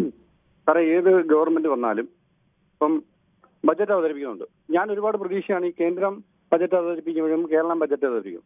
പക്ഷെ സാധാരണക്കാരനാണ്, ഞാനൊരു സാധാരണക്കാരനാണ്, സാധാരണ ജോലിക്ക് പോകുന്ന ആളാണ്. നിങ്ങൾ പറയും ശമ്പളം കൂട്ടിയെന്ന്, സാധാരണക്കാരന് ശമ്പളം കൂട്ടാം. സാർ, നിത്യോപയോഗ സാധനങ്ങളുടെ വിലക്കയറ്റം, അതാണ് ഇതിന്റെ മെയിൻ പ്രശ്നം. നിത്യോപയോഗ സാധനങ്ങളുടെ വിലക്കയറ്റം കുറയ്ക്കാൻ വേണ്ടി സപ്ലൈക്കൊക്കെ ആവശ്യത്തിന് തുക നീക്കി വെച്ചിട്ടുണ്ടല്ലോ. സപ്ലൈയൊക്കെ അവിടെ നിൽക്കാം സാറേ. 1 ലിറ്റർ പാലിന് കഴിഞ്ഞ 10 വർഷത്തിന് മുമ്പ് 50 രൂപയായിരുന്നു, ഇപ്പൊ 60 രൂപ. നിത്യോപയോഗ സാധനങ്ങളാണ്. പാലിനൊക്കെ അത്യാവശ്യം വില ചില ഈ ഉൽപ്പന്നങ്ങൾക്ക് വില എപ്പോഴും നമ്മൾ കൂടുതലാണെന്ന് പറയുമ്പോൾ ഈ അത് ഉൽപ്പാദിപ്പിക്കുന്ന കർഷകരുടെ കാര്യം കൂടി നോക്കണ്ടേ? ഈ മലയാളിക്ക് ഒരു സ്ഥിരം ശീലമാണ് തേങ്ങയ്ക്ക് വില കൂടി അല്ലെങ്കിൽ പാലിന് വില കൂടി എന്നൊക്കെ പറയുമ്പോൾ ഈ പാലും തേങ്ങയും ഒക്കെ ഉൽപ്പാദിപ്പിക്കുന്ന കർഷകനും എന്തെങ്കിലും വില കിട്ടണ്ടേ? അത് ഞങ്ങൾ പറയുന്നത് കേട്ടു സാറേ. സാധാരണ ഒരു വിലക്കയറ്റ നിയന്ത്രണ ബില്ല്, ഇപ്പൊ പൗരത്വ ബില്ല് ഇതിനെല്ലാം എതിർക്കുന്നുണ്ട്. ഈ വിലക്കയറ്റ നിയന്ത്രണ ബില്ല് കേന്ദ്രമായാലും കേരളമായാലും നടപ്പാക്കുന്നത് നല്ലതാണ്. കാരണം വിലക്കയറ്റം ഒരുവിധമൊക്കെ പിടിച്ചിരുത്താൻ വേണ്ടിയല്ലേ നമ്മുടെ ഈ പൊതുമേഖലാ സംവിധാനങ്ങളൊക്കെ, നമ്മുടെ സപ്ലൈകോ ആയാലും റേഷൻ കടകളായാലും ഒക്കെ അതൊക്കെ ഫലപ്രദമായി പ്രവർത്തിക്കുന്ന സ്ഥാപനങ്ങളല്ലേ? നമുക്ക് റേഷൻ കടയിൽ കഴിക്കാത്ത ആൾക്കാരുണ്ടല്ലോ സാറേ. റേഷൻ കടയിൽ അരി കൊണ്ട് കൊടുത്താൽ കോഴി നിന്നിട്ട് അത് നൂറാൻ കിടന്ന് കൂടുക. അങ്ങനെയല്ലല്ലോ ശ്രീ പുഷ്പരാജൻ, അതെവിടെയാണ്? റേഷൻ കടയിൽ കഴിഞ്ഞ ഒരു 10-20 വർഷം മുമ്പത്തെ അവസ്ഥയാണോ? റേഷൻ കടയിൽ അരിയൊക്കെ കൃത്യമായി അതിന്റെ ചോറ് വെച്ചിരുന്ന് തന്നെ യാതൊരുവിധ തടസ്സവുമില്ല, നല്ല അരിയാണ് കിട്ടുന്നത്. വേണമെങ്കിൽ അവിടെ ചുമന്ന അരിയും, ആളുകൾക്ക് വേണ്ട ചുമന്ന അരി ഇപ്പോൾ റേഷൻ കടയിൽ കിട്ടുന്നുണ്ട്. അപ്പോൾ റേഷൻ കടയിൽ ഈ അരി വാങ്ങാൻ ആളില്ലാതെ ഇരിക്കുന്ന അവസ്ഥ വരെ ഉണ്ട്. അല്ലാതെ അവിടുത്തെ മോശം അരി ആയതുകൊണ്ടൊന്നും അല്ലത്. ഞാനും എന്റെ കുട്ടികളും കഴിക്കത്തില്ല, അതുകൊണ്ടാണ്. അതെന്താണ് താങ്കളും കുട്ടികളും കഴിക്കുക? കേരളത്തിലെ സാധാരണക്കാരൊക്കെ റേഷൻ കടയിൽ അരി കഴിക്കുന്നവരാണ്. അത് പറയാനേ ഇല്ലയോ? അത് എല്ലാരും പൊതുവെ പറയുന്നില്ലയോ? ഞാൻ എത്ര പൊതുവെ പറയുന്നതല്ല ശ്രീ പുഷ്പരാജൻ, ഇപ്പൊ ഞാൻ കഴിക്കുന്ന ബംഗാളികളായിരിക്കും ആളായതുകൊണ്ടല്ലേ ഞാൻ പറയുന്നത്. സാർ, ഇപ്പൊ റേഷൻ കടയിൽ അരിക്ക് അങ്ങനെ ഒരു മോശപ്പെട്ട ബംഗാളികൾ അരിയല്ല. ബംഗാളികൾക്ക് ആൾക്കാർ വാങ്ങിച്ചു കൊടുക്കുക അരി. ഞാൻ വേണേ തെളിവ് കാണിച്ചു തരാം. വരുന്നോ? വീഡിയോ എടുത്ത് ആർക്ക് കാണിച്ചു മേടിച്ചു കൊടുക്കാണ്? ബംഗാളികൾക്ക് കൊടുക്കുമ്പോ അവര് വില കുറച്ച് വാങ്ങിച്ചോളും. അവര് ബംഗാളികളെല്ലാം കഴിക്കുന്നുണ്ടല്ലോ, അങ്ങനെയെങ്കിലും കഴിക്കുന്നുണ്ട്. അവര് മനുഷ്യരല്ലേ, കഴിക്കുന്നത്. പക്ഷെ സാധാരണക്കാരൻ ഇപ്പം വെളിച്ചെണ്ണ സാധാരണക്കാരൻ അത് വേണ്ടാത്ത ആളുകളല്ലേ മറിച്ചു കൊടുക്കുന്നത്. അത് വാങ്ങാൻ ശേഷിയില്ലാത്ത ആളുകളാണെങ്കിൽ അവർ സ്വന്തമായി അത് കഴിച്ചോളുമല്ലോ. അല്ല അത്ര മോശപ്പെട്ട അരിയല്ലോ കൊടുക്കുന്നത്. സാറ് ചായ കുടിക്കാറുണ്ടോ? കേട്ടില്ല. ചായ കുടിക്കാറുണ്ടോ? വീട്ടിൽ പാല് വാങ്ങിക്കാറുണ്ടോ? എന്താണ് പറയൂ. അല്ല, പാലിന്റെ നിത്യമായ സാധനത്തിന്റെ വില കൂടുതൽ. അതുപോലെ വെളിച്ചെണ്ണ. ഞാൻ അതാണ് നേരത്തെ താങ്കളോട് പറഞ്ഞത്. വിലക്കയറ്റം എന്നൊക്കെ പറയുമ്പോൾ സ്ഥിരമായി പറയുന്ന ഈ പരാതികൾ തേങ്ങയുടെ വില കൂടുന്നതായാലും പാലിന്റെ വില കൂടുന്നാലും ഒക്കെ ഒരു തരത്തിൽ പറഞ്ഞാൽ ഭൂരിപക്ഷം പേർക്ക് ദോഷമാകുമ്പോൾ തന്നെ ആ കർഷകർ കൂടെ ഗുണമുണ്ടാകുന്ന കാര്യങ്ങളൊക്കെയാണ്. അതുകൂടി ഓർക്കണം. എല്ലാ കാലത്തും ആ കർഷകന് ആ വില മാത്രം കിട്ടിയാൽ മതിയോ? പാടുപെട്ട് പശുവിനെ വളർത്തുന്നവനും പാടുപെട്ട് തെങ്ങ് പരിപാലിച്ച് തേങ്ങ ഉണ്ടാക്കുന്നവനും ഒക്കെ വില കിട്ടണ്ടേ? അപ്പൊ ഇവിടുത്തെ പെട്രോളിന് വില കൂടുതൽ. തമിഴ്നാടിന് പെട്രോൾ വില കൂടുന്നത് താങ്കൾ പറഞ്ഞ ന്യായമാണ്. അത് കേന്ദ്രവും സംസ്ഥാന സർക്കാരും ആവശ്യം പോലെ നികുതി കിട്ടി നമ്മളെ കൊള്ളയടിക്കുന്നുണ്ട്. ഇവിടെ നമ്മുടെ ഇന്ത്യ ഉൾപ്പെടുന്ന അല്ലയോ ഇവിടുത്തെ സംസ്ഥാനം? തമിഴ്നാട് ഉൾപ്പെടുന്ന ഇവിടുത്തെ വില വ്യത്യാസമുണ്ട്. അതുകൊണ്ട് ഞാൻ ചോദിച്ചത്. വില വ്യത്യാസം പല സംസ്ഥാനങ്ങളിലും വരും. കേരള ഗവൺമെന്റ് മന്ത്രിമാരെല്ലാം കൂടെ യാത്ര ചെയ്ത ബസ്സിന് പെട്രോൾ അടിച്ചത് അങ്ങ് എന്തുവാ കേരളത്തിന്റെ അതിർത്തിയിലുള്ള സംസ്ഥാനത്ത് നിന്നാണ് പറയുന്നത്. ശരി, ഓക്കെ. എന്തായാലും ശ്രീ സന്തോഷാണ് കടുത്തുരുത്തിൽ നിന്നാണ്. നിങ്ങൾ സപ്പോർട്ട് ചെയ്യുമായിരിക്കും. ഞങ്ങൾ സപ്പോർട്ട് ചെയ്തതൊക്കെ യാഥാർത്ഥ്യം പറഞ്ഞാൽ താങ്കൾ പെട്രോളിന്റെയും ഡീസലിന്റെയും കാര്യം പറഞ്ഞു. ഞാൻ അതിനെ സപ്പോർട്ട് ചെയ്തല്ലോ. ഞാൻ അതിനെ സപ്പോർട്ട് ചെയ്യാതിരുന്നു. താങ്കൾ ഒരു യാഥാർത്ഥ്യം പോലും റേഷൻ കടയിൽ നിന്ന് കിട്ടുന്ന അരി തിന്നാൻ കൊള്ളാത്തതാണെന്ന് പറഞ്ഞാൽ അതിനെ സപ്പോർട്ട് ചെയ്യാൻ കഴിയില്ല. കേരളത്തിൽ റേഷൻ കടയിൽ നിന്ന് അരി വാങ്ങി ഭക്ഷണം കഴിക്കുന്ന ലക്ഷക്കണക്കിന് ആളുകൾ ഇന്നും കേരളത്തിലുണ്ട്. താങ്കളുടെ കുടുംബത്തിന് അത് ഇഷ്ടമല്ല എന്ന് കരുതി അവിടുത്തെ കരിയെല്ലാം മോശമെങ്കിൽ താങ്കൾ എഴുതി കൊടുക്കും താങ്കൾക്ക് അരി വേണ്ടാന്ന്. അത് എഴുതി കൊടുത്തിട്ടുണ്ടോ? ഇല്ലല്ലോ. അല്ല, താങ്കൾക്ക് എഴുതി കൊടുക്കാമല്ലോ. നമുക്ക് ആ ആനുകൂല്യം വേണ്ട എന്ന് എഴുതി കൊടുക്കാനുള്ള സംവിധാനം ഇപ്പോഴുണ്ട്. താങ്കൾക്ക് അത് വേണ്ടെങ്കിൽ എഴുതി കൊടുക്കാമല്ലോ. അത് ചെയ്യാതെ പിന്നെ കുറ്റം പറയുന്നത് എന്തിനാണ്? കുറ്റം പറയുന്നല്ലോ. താങ്കൾ അത്രയും ഒരാളുടെ കാര്യം അത്രയും കുറഞ്ഞാൽ കുറെ കൂടി മെച്ചപ്പെട്ട അരി മേടിച്ചു കൊടുക്കാൻ കഴിയും സർക്കാർ. 10 ദിവസം ജോലിയില്ലാത്ത സ്ഥലങ്ങളുണ്ട്. 10 ലൈൻ കമ്പിക്കകത്ത് മരം വീണ് 10 ദിവസം ജോലിയില്ലാത്ത സ്ഥലങ്ങളുണ്ട്. അത് താങ്കൾ ഈ വിഷയം മാറ്റി പോകാതെ ഞങ്ങൾ സാധാരണക്കാരന് ജീവിക്കുന്ന കാര്യം പറഞ്ഞത്. സാധാരണക്കാരന് ജീവിക്കുന്നതിന് പ്രയാസമുണ്ട് എന്ന് ഇല്ല എന്ന് ഞാൻ പറഞ്ഞോ? ഇല്ലല്ലോ. താങ്കൾ പറയുന്നതിന്റെ കൂട്ടത്തിൽ അങ്ങ് കയറ്റി അങ്ങേയറ്റം താങ്കൾ പറഞ്ഞ പ്രധാനപ്പെട്ട വിഷയം എന്താ? റേഷൻ കടയിൽ നിന്ന് കിട്ടുന്ന അരി മനുഷ്യന് കഴിക്കാൻ കൊള്ളുന്നതല്ല എന്നല്ലേ താങ്കൾ പറഞ്ഞത്? അങ്ങനെ അല്ല. റേഷൻ കടയിൽ നിന്ന് കിട്ടുന്ന അരി മനുഷ്യന് കഴിക്കാൻ കൊള്ളുന്നത് തന്നെയാണ്. വരുന്നില്ല. ഏത് രാഷ്ട്രീയക്കാരും. താങ്കൾ ആ വിഷയം കഴിഞ്ഞ് വേറെ വിഷയത്തിലേക്ക് പോയ തൽക്കാലം നിർവാഹമില്ല. സന്തോഷമാണ് കടുത്തുരുത്തിൽ നിന്നും. ശ്രീ സന്തോഷ്, താങ്കൾ എങ്ങനെയാണ് ഈ ഇപ്പോഴത്തെ ഈ ബജറ്റിനെ വിലയിരുത്തുന്നത്? ഈ ബഡ്ജറ്റ് കർഷക വിരുദ്ധ ബഡ്ജറ്റാണ്. പ്രത്യേകിച്ച് റബ്ബർ കർഷകർക്ക് യാതൊരുവിധ ആനുകൂല്യങ്ങളും നൽകിയിട്ടില്ല. തറവലി 250 ആക്കുമെന്ന് ഈ ഗവൺമെന്റ് ഈ സർക്കാർ പറഞ്ഞതാണ്, അധികാരത്തിൽ വന്നപ്പോൾ പറഞ്ഞതാണ്. അത് ചെയ്തിട്ടില്ല. എന്തോ 200 ആക്കിയിട്ടില്ലേ? 200 ആക്കിയതല്ലേ? 200 ആക്കിയത് എന്ത് പ്രയോജനം? ഒരു കിലോയ്ക്ക് റബ്ബറിന് ഒരു 250 രൂപയെങ്കിലും കിട്ടിയാൽ മാത്രമേ ഈ ചെറുകിട റബ്ബർ കർഷകർക്ക് ഇവിടെ ഈ നാട്ടിൽ പിടിച്ചു നിൽക്കുവാൻ സാധിക്കുകയുള്ളൂ. ഇന്ന് പലരും റബ്ബർ വെട്ടുന്നില്ല. പലരും പപ്പാതിക്കാണ് റബ്ബർ വെട്ടുന്നത്. പപ്പാതിക്ക് ഇനി ആരെങ്കിലും വിട്ടു ചോദിച്ചാൽ പപ്പാതിക്കാണ് വെട്ടുന്നത്. 7 വർഷം റബ്ബറിനെ പരിപാലിച്ചിട്ടാണ് ഈ റബ്ബറിൽ നിന്നും കർഷകന് ആദായം കിട്ടുന്നത്. അപ്പം അവർക്ക് വേണ്ടിയിട്ട് ഈ കേരള കോൺഗ്രസ് മാണി ഉൾപ്പെടെയുള്ള LDFന്റെ ഘടകകക്ഷി ആയിട്ടുള്ള കേരള കോൺഗ്രസ് മാണി ഉൾപ്പെടെയുള്ള ആൾക്കാർ പറഞ്ഞതാണ് ഈ ബഡ്ജറ്റിൽ റബ്ബറിന്റെ വില 250 ആക്കും, തറവില. അതോടൊപ്പം തന്നെ കഴിഞ്ഞ വർഷം സബ്സിഡി ആണെങ്കിൽ അത് ചെയ്യാൻ പറ്റാത്ത അവസ്ഥ. വർഷങ്ങൾക്ക് മുൻപ് റബ്ബർ വെക്കുമ്പോൾ മുതൽ റബ്ബർ ബോർഡിന്റെ ഓഫീസിൽ വന്നിട്ട് ഈ റബ്ബറിന്റെ ഗവൺമെന്റ് എണ്ണ എടുത്തിട്ട് അവർക്ക് അതിനുള്ള പൈസ കൊടുക്കുമായിരുന്നു. ഒരു ഹെക്ടറിന് ഇത്ര രൂപ വെച്ച് അന്ന് കൊടുക്കുമായിരുന്നു. ഇപ്പൊ ഈ ഗവൺമെന്റ് വന്നതിന് ശേഷം അതൊന്നുമില്ല. അതുപോലെ റബ്ബർ ബോർഡിന്റെ ഓഫീസുകൾ നിർത്തലാക്കിക്കൊണ്ടിരിക്കുന്നു. അവിടെ ഫീൽഡ് ഓഫീസർമാരില്ല. അപ്പൊ കർഷകരെ മൊത്തമായിട്ട് അവഗണിക്കുന്ന ഏറ്റവും അധികം ദ്രോഹിച്ച ഒരു ബഡ്ജറ്റാണ് ഇത്. അതേസമയം ഉദ്യോഗസ്ഥന്മാർക്ക് വാരിക്കോരി കൊടുത്തു. ഉദ്യോഗസ്ഥന്മാർ ശമ്പളം വർദ്ധിപ്പിച്ചു. അവർക്ക് DA കൊടുക്കുമെന്ന് പറഞ്ഞു. അവർക്ക് കുടിശ്ശികയായിട്ടുള്ള ഒരു കാര്യങ്ങളുമില്ല. അതോടൊപ്പം തന്നെ റബ്ബർ പാലിന് വിലയില്ല. നെൽകർഷകരെ അവഗണിച്ചു. നെൽകർഷകർക്ക് കൃഷിക്ക് ചെയ്ത് കഴിഞ്ഞ് എത്രയോ നാളുകൾക്ക് ശേഷമാണ് പൈസ കിട്ടുന്നത്. ഈ ബഡ്ജറ്റിൽ പറയുന്നു അവർക്ക് പൈസ കിട്ടും എന്ന്, വളരെ പൈസ കിട്ടുമെന്ന് പറയുന്നു. ഇത് വർഷങ്ങൾക്ക് മുമ്പ് പറഞ്ഞുകൊണ്ടിരുന്ന കാര്യങ്ങളാണ്. പക്ഷെ ഫലത്തിൽ കർഷകർ ഇത്രയും ദ്രോഹിച്ച ഒരു ബഡ്ജറ്റ് നമുക്ക് ഉണ്ടായിട്ടില്ല. ശരി, താങ്കളുടെ അഭിപ്രായം എങ്ങനെയാണ്? ശ്രീ ഏലിയാസ് ആണ് എറണാകുളത്ത് നിന്ന്. ശ്രീ ഏലിയാസ്, താങ്കൾക്ക് എന്ത് തോന്നുന്നു ഈ ബജറ്റ് എങ്ങനെയാണ്? അതൊരു തെരഞ്ഞെടുപ്പ് സ്റ്റണ്ടാണോ അതോ യാഥാർത്ഥ്യ ബോധമുള്ളതാണോ? എന്താണ് താങ്കളുടെ ഒരു അഭിപ്രായം? സാറേ, എനിക്ക് ഒരു കാര്യം പറയാനുണ്ട്, അത് ശ്രദ്ധിച്ചൊന്ന് കേൾക്കണം. കേൾക്കാം, പറഞ്ഞോളൂ. കെട്ടിട നിർമ്മാണ തൊഴിലാളി ക്ഷേമനിധി ബോർഡില് 2024 പെൻഷൻ ഇതുവരെ തന്നു തീർക്കാൻ സാധിച്ചിട്ടില്ല. 2025 1 രൂപ പോലും കിട്ടിയിട്ടില്ല. 2000 രൂപ മറ്റുള്ള എല്ലാവർക്കും പെൻഷൻ കൂട്ടിയപ്പോൾ ഞങ്ങളെ മാത്രം ഒഴിവാക്കി. ഇന്ന് വരെ ഒരു പൈസ പോലും തന്നില്ല. ഈ ബജറ്റ് തെരഞ്ഞെടുപ്പിന് വോട്ട് പിടിക്കാൻ വേണ്ടി മാത്രം ഉപയോഗിക്കുന്ന. പിന്നെ എനിക്ക് ഒരു ഒറ്റ കാര്യം കൂടെ പറയാനുണ്ട്. ആ മഞ്ചേരി മുഹമ്മദ് ഏതാണ്ട് പറഞ്ഞ കേട്ടു, പെൻഷന്റെ കാര്യം ഏതാണ്ടൊക്കെ പറയുന്നുണ്ട്. മഞ്ചേരി മുഹമ്മദിനോട് ഒറ്റ കാര്യം പറഞ്ഞേക്കാം. ഈ ഇവിടെ 4 ലക്ഷത്തിലാണ് കെട്ടിട നിർമ്മാണ തൊഴിലാളി ക്ഷേമനിധി ബോർഡിൽ മഞ്ചേരി മുഹമ്മദിനെ അറിയുമെങ്കിൽ മഞ്ചേരി മുഹമ്മദ് ഇതിനെ കുറിച്ചൊന്ന് അന്വേഷിച്ചിട്ട് അതിന്റെ കാര്യം ഈ ചാനലിൽ കൂടി ഒന്ന് പറഞ്ഞേക്കുള്ളൂ. ഇന്ന് വരെ കിട്ടിയില്ല. 2024 പൈസ ഇനി വരെ കിട്ടാൻ കിടക്കുക. 2000 രൂപ ഒരു പെൻഷൻ കൂട്ടിയിട്ടുണ്ട്, ഞങ്ങൾക്ക് കിട്ടിയിട്ടില്ല. 1600 രൂപ. അത് വല്ലപ്പോഴും വരും, പോവും. ഇതാണ് ഈ ബജറ്റ് തെരഞ്ഞെടുപ്പിന് വോട്ട് പിടിക്കാൻ വേണ്ടി മാത്രം. ശരി, ശ്രീ ബിജു ആണ് അമ്പലപ്പുഴയിൽ നിന്നാണ്. ശ്രീ ബിജു, താങ്കൾ എങ്ങനെയാണ് ഈ ബാലഗോപാൽ അവതരിപ്പിച്ച ബജറ്റിനെ വിലയിരുത്തുന്നത്? കഴിഞ്ഞ ബഡ്ജറ്റ് വെച്ച് നോക്കുമ്പോൾ വളരെ ഗുണകരമായ രീതിയിലുള്ള അവസ്ഥകളുണ്ട്. നമ്മൾ ഏകദേശം ഒന്ന് കണ്ടതുള്ളൂ, മൊത്തത്തിൽ കണ്ടില്ല. അപ്പം പറഞ്ഞോളൂ. ബഡ്ജറ്റ് കഴിഞ്ഞ തവണ അവതരിപ്പിച്ചതിനേക്കാളും വളരെ മേന്മകരമായിട്ട് വന്നിട്ടുണ്ടെന്നുള്ളതാണ് അഭിപ്രായം, വ്യക്തിപരമായ അഭിപ്രായം. പക്ഷെ ഞാനൊരു സ്റ്റേജ് ആർട്ടിസ്റ്റ് കൂടെയാണ്. എന്താണ്?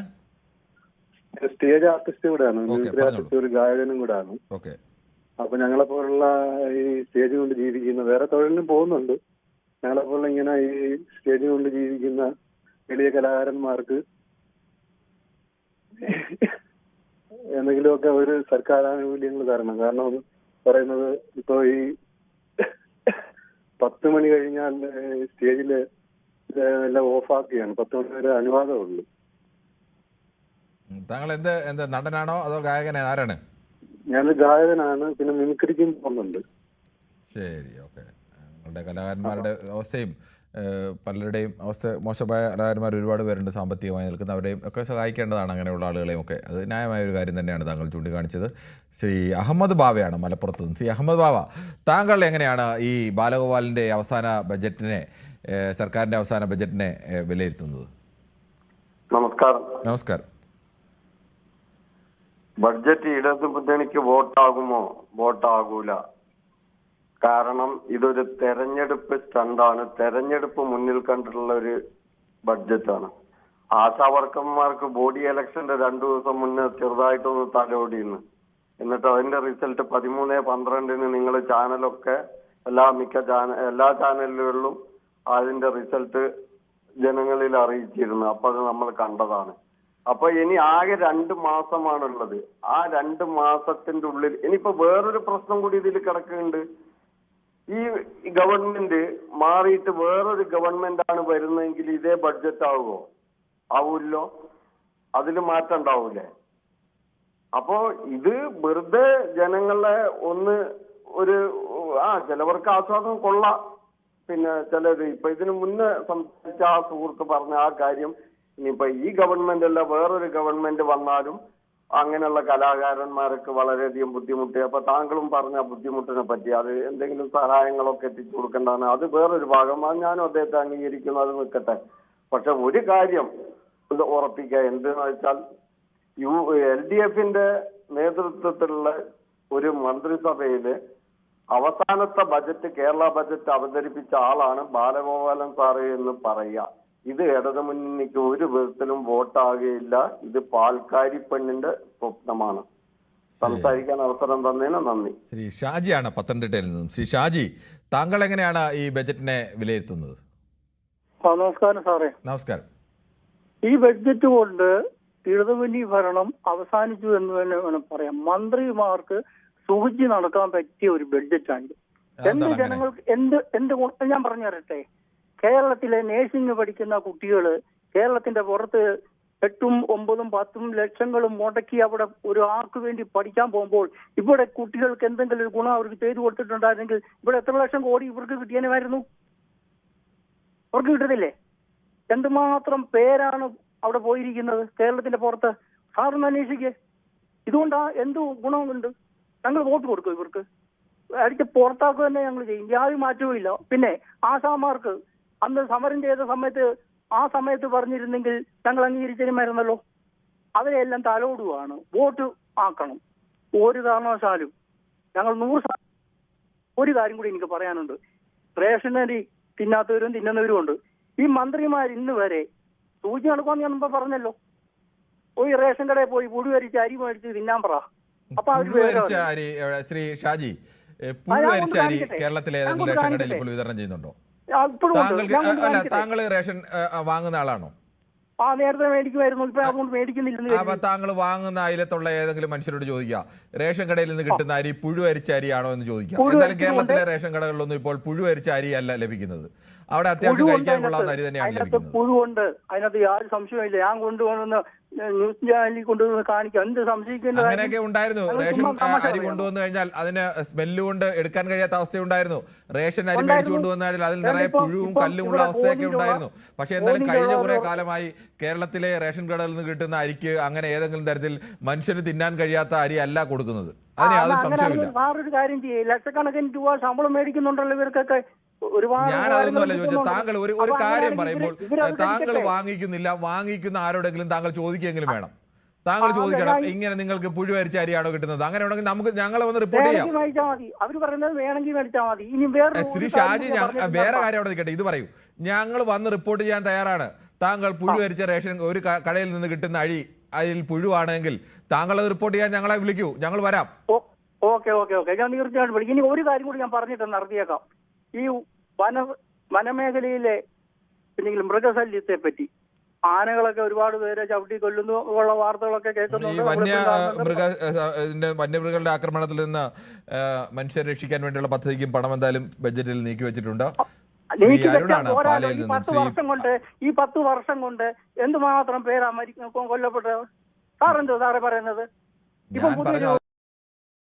നീക്കി വെച്ചെന്ന് പറഞ്ഞിട്ട് കാര്യം. ഞങ്ങളുടെ ഇവിടെ എല്ലാം റോഡിലെല്ലാം എഴുതി വെച്ചിട്ടുണ്ട്, ഇന്ന് MLA അല്ലെങ്കിൽ ഇന്ന് മെമ്പർ 25 ലക്ഷം രൂപ അനുവദിച്ചിരിക്കുന്ന റോഡിന്. കഴിഞ്ഞ 1 ലക്ഷം രൂപ 1 കിലോമീറ്റർ റോഡിന് റെഡിയാക്കിയിട്ട് ഇപ്പൊ അതെല്ലാം പൊളിച്ചു കഴിഞ്ഞിരിക്കുന്നു. 2 ലക്ഷം രൂപയുടെ വർക്ക് ചെയ്യും, ബാക്കിയെല്ലാം അവന്റെ കണ്ണാക്കിയിടും.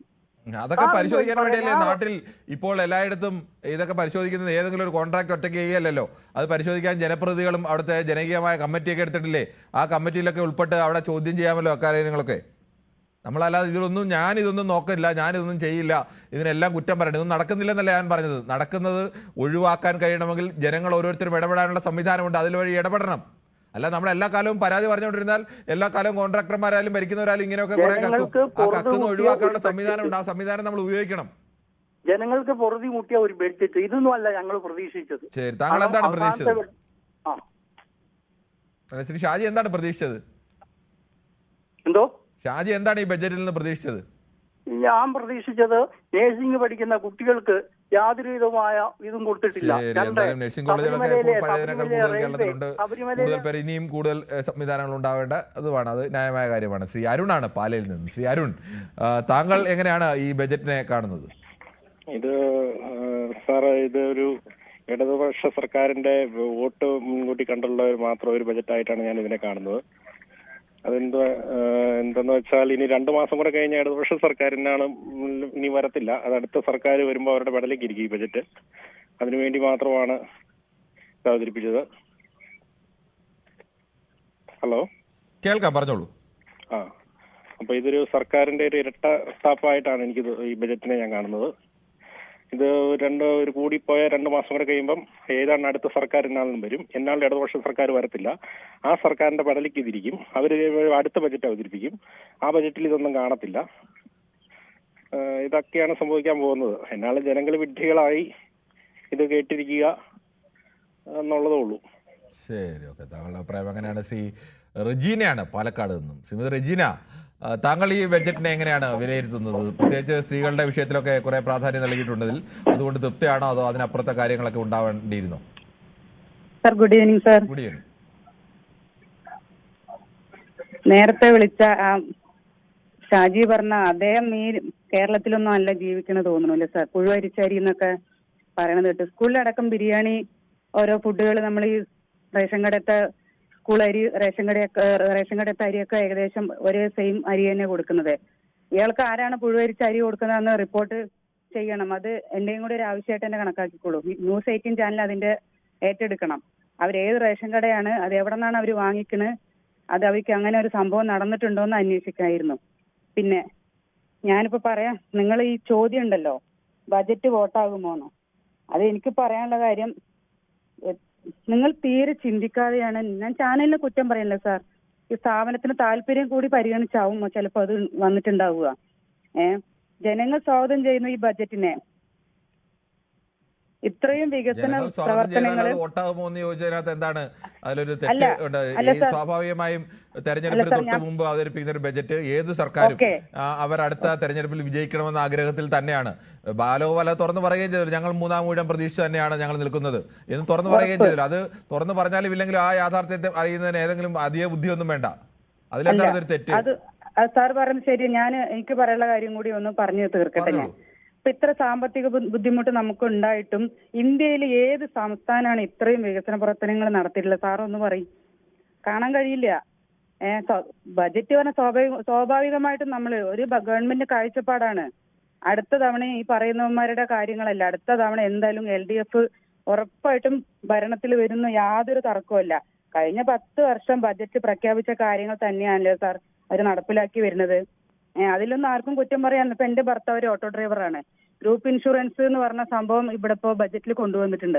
അത് എന്നെ പോലുള്ള ആളുകൾക്ക് ഒരുപാട് ഹെൽപ്പ് ചെയ്യുമായിരിക്കും ചിലപ്പോൾ. അത് ഉറപ്പാണ്. അതൊക്കെ ഇത്തരത്തിലുള്ള ചോദ്യങ്ങൾ അടുത്ത LDF ഭരണം ഉറപ്പാണ്. പ്രകടന പത്രികയിൽ പറഞ്ഞിരിക്കുന്ന കാര്യങ്ങളെല്ലാം നല്ല വൃത്തിയായി ചെയ്യാൻ കഴിഞ്ഞിട്ടുണ്ട് LDF സർക്കാരിന്. അതുകൊണ്ട് 100-ൽ 110% ഞങ്ങൾ LDF അടുത്ത ഭരണം LDF വരാൻ വേണ്ടി ഞങ്ങൾ കാത്തിരിക്കുന്നു. ഒരുപാട് നല്ല പ്രവർത്തനങ്ങൾ ഇനിയും ഈ ഭരണത്തിന് ഗവൺമെന്റ് ചെയ്യാൻ കഴിയട്ടെ എന്ന് ഞങ്ങൾ ആശംസിക്കുന്നു. എല്ലാ അഭിവാദ്യങ്ങളും LDF ഭരണത്തിന്. ശ്രീമതി ജയാണ് കൊല്ലത്ത്. ശ്രീമതി ജയ, താങ്കൾ ഈ റെജീനയുടെ അഭിപ്രായത്തോട് യോജിക്കില്ല എന്നറിയാം, എങ്കിലും താങ്കളുടെ അഭിപ്രായം എന്താണ്? ഒരിക്കലും യോജിക്കത്തില്ല. അത് ഇടതു മുന്നണിക്ക് വോട്ടാകത്തതുമില്ല ഈ ബഡ്ജറ്റ്. ഇത് സാധാരണക്കാർക്ക് എന്തെങ്കിലും ഒരു പ്രയോജനം ഉണ്ടോ കിരണേ? നിങ്ങള് സാമ്പത്തികമായിട്ടൊക്കെ ഉള്ളവർക്ക് ഓക്കെ ആയിരിക്കും. ഞങ്ങളെ പോലുള്ള പാവപ്പെട്ട ആൾക്കാർക്ക് ഇതിലൊന്നും ഒരു പ്രയോജനം ഞാൻ കണ്ടില്ല. ഈ സാധനങ്ങളുടെ വിലയൊക്കെ ഒന്ന് നിർത്തി തരാൻ എന്തായിരുന്നു? ഞാൻ അതും പ്രതീക്ഷിച്ച് രാവിലെ മുതൽ ടിവിയുടെ മുമ്പിൽ ഇരിക്കുക. ഒരക്ഷരം അതിനെ പറ്റി പറഞ്ഞില്ല. പിന്നെ 1254 ദിവസം സെക്രട്ടേറിയറ്റ് നടയിൽ കിടന്ന പെണ്ണുങ്ങൾക്ക് 33 രൂപ. അവര് ചോദിച്ചത് 100 രൂപയാ. ഇതൊക്കെയാണോ ഭയങ്കര ബഡ്ജറ്റ്? ഇതൊക്കെ ചുമ്മാ ഒരു തരിയുടെ ബഡ്ജറ്റാണെന്നാണ് എന്റെ അഭിപ്രായം. ശരി, ശ്രീമതി ജയയുടെ അഭിപ്രായം അങ്ങനെ. ശ്രീ ശശിധരനാണ്, വയലാറിൽ നിന്നാണ്. ശ്രീ ശശിധരൻ, താങ്കൾ എങ്ങനെയാണ്, പ്രത്യേകിച്ച് വയോജനങ്ങൾക്കൊക്കെ ഒരു കൂടുതൽ പ്രാധാന്യമുള്ള അല്ലെങ്കിൽ വയോജനങ്ങളുടെ താല്പര്യങ്ങൾ കൂടി പരിഗണിക്കുന്നൊരു ബഡ്ജറ്റാണ് എന്നാണ്, എൽഡർലി ബഡ്ജറ്റ് എന്നുകൂടിയാണ് ഇന്ന് ധനമന്ത്രി വിശേഷിപ്പിച്ചത്. താങ്കൾ അതിനെ ഏത് തരത്തിലാണ് കാണുന്നത്? നമസ്കാരം. നമസ്കാരം. എനിക്ക് റെജീനയോടാണ്. കക്ഷി കേൾക്കുന്നുണ്ടെങ്കിൽ ഒന്ന് കേൾക്കണം. കാരണം പുള്ളിക്കാരത്തെ ഒരു കാര്യം പറഞ്ഞു. ഈ ഒന്നാമത്തെ കാര്യം, എന്തിനാണ് ഇത്ര അസഹിഷ്ണുത എന്ന് എനിക്ക് ചോദിക്കാനുള്ളത്. ഈ വിഷയം ചർച്ച ചെയ്ത് ജനങ്ങളുടെ അഭിപ്രായം അറിയാനല്ലേ പൊതുവേദി എന്നുള്ള പരിപാടിയിൽ ഈ വിഷയം ഉൾപ്പെടുത്തിയത്. പിന്നെ രണ്ടാമത്തെ കാര്യം, സഹോദരി പറഞ്ഞു എല്ലാം നടപ്പാക്കി പൂർണ്ണമായിട്ടെന്ന്. ആ സഹോദരിക്ക് മനസ്സിലാകുന്നുണ്ടോ വല്ല കാര്യം? ഞാനൊരു കണക്ക് പറയാം. ഈ 1600 രൂപ പെൻഷനായിരുന്നു 5 വർഷം മുമ്പ് നിലവിലുണ്ടായിരുന്നത്. ആ 1500 രൂപ 2500 രൂപയാക്കുമെന്ന് പറഞ്ഞിരുന്നു. ആ 2500 രൂപ ആക്കെന്ന് പറഞ്ഞത് 4.5 വർഷം കഴിഞ്ഞ് പഞ്ചായത്ത് തെരഞ്ഞെടുപ്പിന്റെ തലേ മാസത്തിൽ 2000 രൂപയാക്കി കൊടുത്തത്. അതായത് 400 രൂപയുടെ വർധന. 900 രൂപയുടെ വർധന പറഞ്ഞത് 400 രൂപയുടെ. ഇതും ഇവിടുത്തെ സഖാക്കളും ഇവിടുത്തെ സോഷ്യൽ മീഡിയയും നാളെ മുതൽ 2500 ഭയങ്കര പരസ്യമായിരുന്നു. പക്ഷേ 10 പൈസ കൂട്ടിയിട്ടില്ലെന്നുള്ളതാണ് സത്യം. അതുപോലെ തന്നെ മന്ത്രി നിയമസഭയിൽ പറഞ്ഞു ഇവിടുത്തെ സപ്ലൈകോയിലൊക്കെ തേനും പാലും ഒഴുക്കുക എന്ന്. കിരണ അറിയാവോ? ഞാൻ കൽസത്തിൽ ചെന്നൊരു ഒരു ലിറ്റർ എണ്ണ മരിച്ചത് 310 രൂപ. 309 ആയതിന് 310 എടുത്തു. സബ്സിഡി വിലയാണെന്നാ പറഞ്ഞ 310. ഇന്ന് പൊതുവിപണിയിൽ 300 രൂപ കൊടുത്ത മില്ലുകളിൽ നിന്ന് 1000 മില്ലി എണ്ണ കിട്ടും. ഇത് തരുന്നത് 900 മില്ലി ഉണ്ടാവുള്ളൂ പൊട്ടിച്ചെടുക്കുമ്പോൾ. അങ്ങനെ ഈ പറച്ചിലിന് മാത്രമേ ഉള്ളൂ വികസനം കാര്യങ്ങൾ. പിന്നെ ഇതിന് വരുന്ന ഇത്രയും ഭീമമായ ചെലവ് എവിടെ നിന്ന് വരും? എനിക്ക് 72 വയസ്സുണ്ട്. ഇത്രയും കാലം ബഡ്ജറ്റിൽ വരുമാനം ഇല്ലാതെ ചെലവ് മാത്രം പറയുന്ന ഒരു ബഡ്ജറ്റ് ആദ്യമായിട്ടാണ് കേൾക്കുന്നത്. അപ്പൊ ഇത് തികച്ചും ഒരു തെരഞ്ഞെടുപ്പ് ബഡ്ജറ്റ് എന്ന് മാത്രമേ പറയാൻ പറ്റൂ. ശരി, വരുമാനമില്ലതല്ല, വരുമാന മേഖലകൾ അദ്ദേഹം ചൂണ്ടിക്കാണിച്ചിട്ടുണ്ട്. വർധനവിനെ കുറിച്ചുമുള്ള കണക്കുകളൊക്കെ കഴിഞ്ഞ ദിവസം വെച്ചിരുന്നു. ശ്രീ കമല രാജനാണ്, കോട്ടയത്ത് നിന്നാണ് വിളിക്കുന്നത്. ശ്രീ കമല രാജൻ, താങ്കൾ എങ്ങനെയാണ് ഈ ബജറ്റിനെ വിലയിരുത്തുന്നത്? ബജറ്റിനെ സ്വാഗതം ചെയ്യുന്നു. പക്ഷെ അത് ഞാനൊരു പട്ടികജാതിക്കാരിയാണ്. പക്ഷെ ഇതുവരെ ഞങ്ങൾക്ക് മാറ്റി വെച്ചിരിക്കുന്ന ഒരു ഫണ്ടും ഞങ്ങൾക്ക് ഉപയോഗിക്കാനായിട്ട് ഇതുവരെ ഈ 10 വർഷമായിട്ട് എൻ്റെ ഒരു വ്യക്തിപരമായൊരു കാര്യം പറയാം. 11 വർഷമായിട്ട് എൻ്റെ ഒരു സ്ഥാപനം കത്തി നശിച്ചിട്ട് ഇന്ന് വരെ അത് പുതുക്കി പണിയുന്നതിനോ ഇന്ന് വരെ ഞാനൊരു LDFന്റെ ഒരു പാർട്ടി മെമ്പർ കൂടിയാണ്. ഇന്ന് വരെ എനിക്ക് അതിന് യാതൊരു സൗകര്യം ചെയ്തു തന്നിട്ടില്ല. ഇപ്പോഴും ഞാൻ സർക്കാർ ഓഫീസിൽ കയറി നടക്കുക. എന്തുപറ്റി? സ്ഥാപനത്തിന് നഷ്ടപരിഹാരം ഇതുവരെ ലഭിച്ചിട്ടില്ല? നഷ്ടപരിഹാരം വേണ്ട, അതൊന്ന് പുതുക്കി പണിത് ഞങ്ങൾക്ക് തന്നാൽ മതിയായിരുന്നു. എസിക്ക് അനുവദിച്ചിരിക്കുന്ന സംവരണം ചെയ്തിരിക്കുന്ന ഒരു ഷെഡാണ്. ആ ഷെഡ് പുതുക്കി പണിയാൻ 11 വർഷമായി നമ്മുടെ സർക്കാർ ഭരിക്കുന്ന ഈ സമയത്ത് ഞാൻ കയറി നടന്നിട്ട് എനിക്ക് ഇന്ന് വരെ സാധിച്ചിട്ടില്ല. ശ്രദ്ധിക്കേണ്ട വിഷയം തന്നെയാണ്. പട്ടികജാതി വിഭാഗത്തിൽപ്പെടുന്ന ഒരാളുടെ ഉപജീവന മാർഗം നഷ്ടപ്പെട്ടെങ്കിൽ അത് പുതുക്കിപ്പണിയാനുള്ള സഹായിക്കേണ്ട ഉത്തരവാദിത്തം കൂടി സർക്കാരിനുണ്ട്. അത് ശ്രദ്ധിക്കേണ്ട വിഷയം തന്നെയാണ് ശ്രീമതി കമലാരാജൻ ഉന്നയിച്ചത്. ശ്രീ കൃഷ്ണൻകുട്ടിയാണ് മണിമലയിൽ നിന്നും. ശ്രീ കൃഷ്ണൻകുട്ടി, ഈ ബജറ്റിൽ വമ്പൻ പ്രഖ്യാപനങ്ങൾ ഉണ്ടോ എന്ന് ചോദിച്ചാൽ അങ്ങനെ വമ്പൻ പ്രഖ്യാപനങ്ങളില്ല. പക്ഷേ എല്ലാ വിഭാഗം ആളുകളെയും പരിഗണിക്കുന്ന ചില പ്രഖ്യാപനങ്ങൾ അവിടെയുണ്ട്. സർക്കാർ ഉദ്യോഗസ്ഥരുടെ ദീർഘകാലമായ ആവശ്യം അടക്കം പരിഗണിക്കുന്ന പ്രഖ്യാപനങ്ങളൊക്കെ അവിടെ ഉണ്ടായിരുന്നു. പക്ഷേ ഇത് ഈ തെരഞ്ഞെടുപ്പിൻ്റെ അവസാന നിമിഷമാണോ ഇത്തരം പ്രഖ്യാപനങ്ങളൊക്കെ നടത്തേണ്ടിയിരുന്നത്? അല്ലെങ്കിൽ അത് നേരത്തെ ഒരു കൊല്ലം മുമ്പെങ്കിലും നടപ്പാക്കി ജനങ്ങളെ ബോധ്യപ്പെടുത്തേണ്ടതായിരുന്നില്ലേ? നമസ്കാരം. നമസ്കാരം. ഞാൻ ഈ സെക്കൻഡ് ഹാഫിലാണ് ഞാൻ വിളിക്കുന്നത്. അതെന്താണെന്ന് വെച്ചാല് പല ആൾക്കാരും പറയുന്നത് കേട്ടിട്ട് അതെല്ലാം മനസ്സിലാക്കിയിട്ട് എന്തെങ്കിലും പറയാമല്ലോ എന്ന് വിചാരിച്ചിട്ടാണ് ഞാൻ അങ്ങനെ വിളിക്കുന്നത്. ഇപ്പം നേരത്തെ വിളിച്ച 1-2 പേര് ഒരാളുടെ പരാതി പാലിന് വില കൂടുന്നു എന്നുള്ളതാണ്. ഈ പാലിന് വില കൂടുന്നു എന്ന് പറയുന്ന ആള് ഒരു പശുവിനെ വളർത്തി നോക്കണം, അതിന് എന്തൊക്കെ വേണമെന്ന്. പശുവിനെ ഒരാൾ വളർത്തണമെന്നുണ്ടെങ്കിൽ അയാളുടെ ഒരു ദിവസത്തെ ചെലവ്, പശുവിന് കൊടുക്കേണ്ട ഈ അതിന്റെ ഭക്ഷണത്തിന്റെ ചെലവ്, പിന്നെ പുല്ലിന്റെ ചെലവ്, ഇതൊക്കെ വെച്ച് നോക്കിയാൽ ഇപ്പോഴത്തെ വിലയ്ക്ക് തന്നെ പാല് ഒരു കർഷകന് മുതലാവില്ല എന്ന് അദ്ദേഹം മനസ്സിലാക്കണം. പിന്നെ ഒരു സഹോദരൻ പറഞ്ഞത് റേഷൻ കടയിലെ അരി കഴിക്കാൻ പറ്റില്ല എന്ന്. അദ്ദേഹത്തിന്റെ നമ്മുടെയൊക്കെ ചെറുപ്പകാലത്ത് അങ്ങനെയുള്ള അരിയെ കിട്ടുമായിരുന്നു. ഒരു കാരണവശാലും അരി തന്നെ ദുർഗന്ധമുള്ള അരിയായിരുന്നു. പിന്നെ എന്റെ ചോറിന്റെ കാര്യം പറയണ്ടല്ലോ. പക്ഷെ ഇപ്പോഴത്തെ അരി 3 തരം അരിയുണ്ട്. പച്ചരിയുണ്ട്, മറ്റേ ചാക്കരി എന്ന് പറയുന്ന വെളുത്ത അരിയുണ്ട്, പിന്നെ നമ്മുടെ പുഴുക്കലരിയുണ്ട്, ചുവന്ന അരിയുണ്ട്. ഈ എല്ലാ അരിയും നല്ല സൂപ്പർ അരിയാണ്. ഞാൻ കുറെ കാലങ്ങളായി ഏതെങ്കിലും വേറെ കടയിൽ നിന്ന് അരി വാങ്ങിയിട്ട്. പിന്നെ പോരാത്തതിന് മാവേലി സ്റ്റോർ വഴി സപ്ലൈകോ വഴി അരി കിട്ടുന്നുണ്ട്. ഇതുകൊണ്ട് സാധാരണക്കാർക്ക് തീർച്ചയായിട്ടും മതിയാവും. അരി നല്ല അരിയാണ്. ഇവരൊക്കെ കുറ്റം പറയാൻ വേണ്ടി കുറ്റം പറയുന്നവരാണ്. ഇനി നോക്കും, ഗുണം കിട്ടുന്ന പറഞ്ഞാൽ ഇപ്പോഴത്തെ ഇന്നത്തെ ബജറ്റിൽ, ഇന്ന് അവതരിപ്പിച്ച ബജറ്റില് കേരളത്തിലെ എല്ലാ വീടുകളിലും, അത് കാശുള്ളവന്റെയും കാശില്ലാത്തവന്റെയും പാവപ്പെട്ടവരുടെയും തൊഴിലാളികളുടെയും എല്ലാത്തരം ആളുകളുടെയും വീട്ടിൽ ഏതെങ്കിലും തരത്തിൽ എന്തെങ്കിലും പ്രയോജനം കിട്ടുന്ന രീതിയിലുള്ള ബജറ്റാണ് ഇപ്പോൾ അവതരിപ്പിച്ചിട്ടുള്ളത്. അതുകൊണ്ടുള്ള ഗുണം എന്തെന്ന് വെച്ചാൽ മാർക്കറ്റിലേക്ക് പണം ഒഴുകും. മാർക്കറ്റിലേക്ക് പണം ഒഴുകുമ്പം നമ്മുടെ മാർക്കറ്റ് വൈബ്രന്റ് ആവും. എല്ലാത്തരം ആൾക്കാർക്കും നല്ല രീതിയിൽ ജീവിക്കാനുള്ള സാഹചര്യം ഉണ്ടാകുന്നു. അതിന്റെ കൂടെയാണ് കുട്ടികൾക്ക് ഡിഗ്രി ക്ലാസ് വരെയുള്ള സൗജന്യ വിദ്യാഭ്യാസം. 57-ല് 7ാം ക്ലാസ് വരെ ഉള്ള വിദ്യാഭ്യാസം സൗജന്യമാക്കിയ ഇടതുപക്ഷ സർക്കാർ പിന്നീട് ഒരിക്കൽ അധികാരത്തിൽ വന്നപ്പോൾ അത് 10ാം ക്ലാസ് വരെ ആക്കി. ഇപ്പൊ ഇതാ ഡിഗ്രി ക്ലാസ് വരെ ആക്കിയിരിക്കുന്നു. ഇതൊക്കെ ഇടതുപക്ഷത്തിന് മാത്രം ചെയ്യാൻ പറ്റുന്ന കാര്യങ്ങളാ. അതുകൊണ്ട് കുറ്റം പറയുന്നവർ കുറ്റം പറയാൻ തന്നെ ഇരിക്കുന്നവരാണ്. പിന്നെ നമ്മുടെ ഇന്നലെ 2 ദിവസം മുമ്പ് പറഞ്ഞായിരുന്നു അവരുടെ കറണ്ട് ബില്ല് 2500 രൂപ വരുമെന്ന്. എന്നിട്ട് പാവപ്പെട്ടവരാണെന്ന് പറയുകയും ചെയ്യുന്നു. രണ്ടും കൂടെ ചേരുന്നില്ലെന്ന് ശ്രീമതി ജയോട് പറയാൻ ആഗ്രഹിക്കുകയാണ്. അതുകൊണ്ട് എല്ലാത്തരം ആൾക്കാർക്കും നന്നായി ജീവിക്കാനും സന്തോഷമായിട്ട് ജീവിക്കാനും പറ്റുന്ന ബജറ്റാണിത്. അതുകൊണ്ട് ഈ ബജറ്റ് തീർച്ചയായിട്ടും സർക്കാർ നോട്ട് കൊണ്ടുവരും. ഈ സർക്കാർ 3ാം ഊഴത്തിലേക്ക് ധൈര്യമായിട്ട് പോകുന്നു, ധൈര്യമായിട്ട് പറയാം, ഉറപ്പായിട്ടും പറയാം. ഓക്കെ, താങ്കളുടെ അഭിപ്രായം അങ്ങനെ, മറിച്ച അഭിപ്രായമുള്ളവരുമുണ്ട്. എന്തായാലും ശ്രീ രാധാകൃഷ്ണനാണ് ചാത്തന്നൂരിൽ നിന്നാണ് വിളിക്കുന്നത്. ശ്രീ രാധാകൃഷ്ണൻ, ഒരു CPI പ്രവർത്തകൻ കൂടിയായ താങ്കൾ എങ്ങനെയാണ് താങ്കളുടെ മുന്നണിയിലെ സർക്കാരിന്റെ ഈ അവസാനത്തെ ബജറ്റിനെ കാണുന്നത്? ഞാൻ പറയാൻ നിശ്ചയിച്ച കാര്യങ്ങളെല്ലാം ഇപ്പൊ സുഹൃത്ത് പറഞ്ഞു കഴിഞ്ഞു.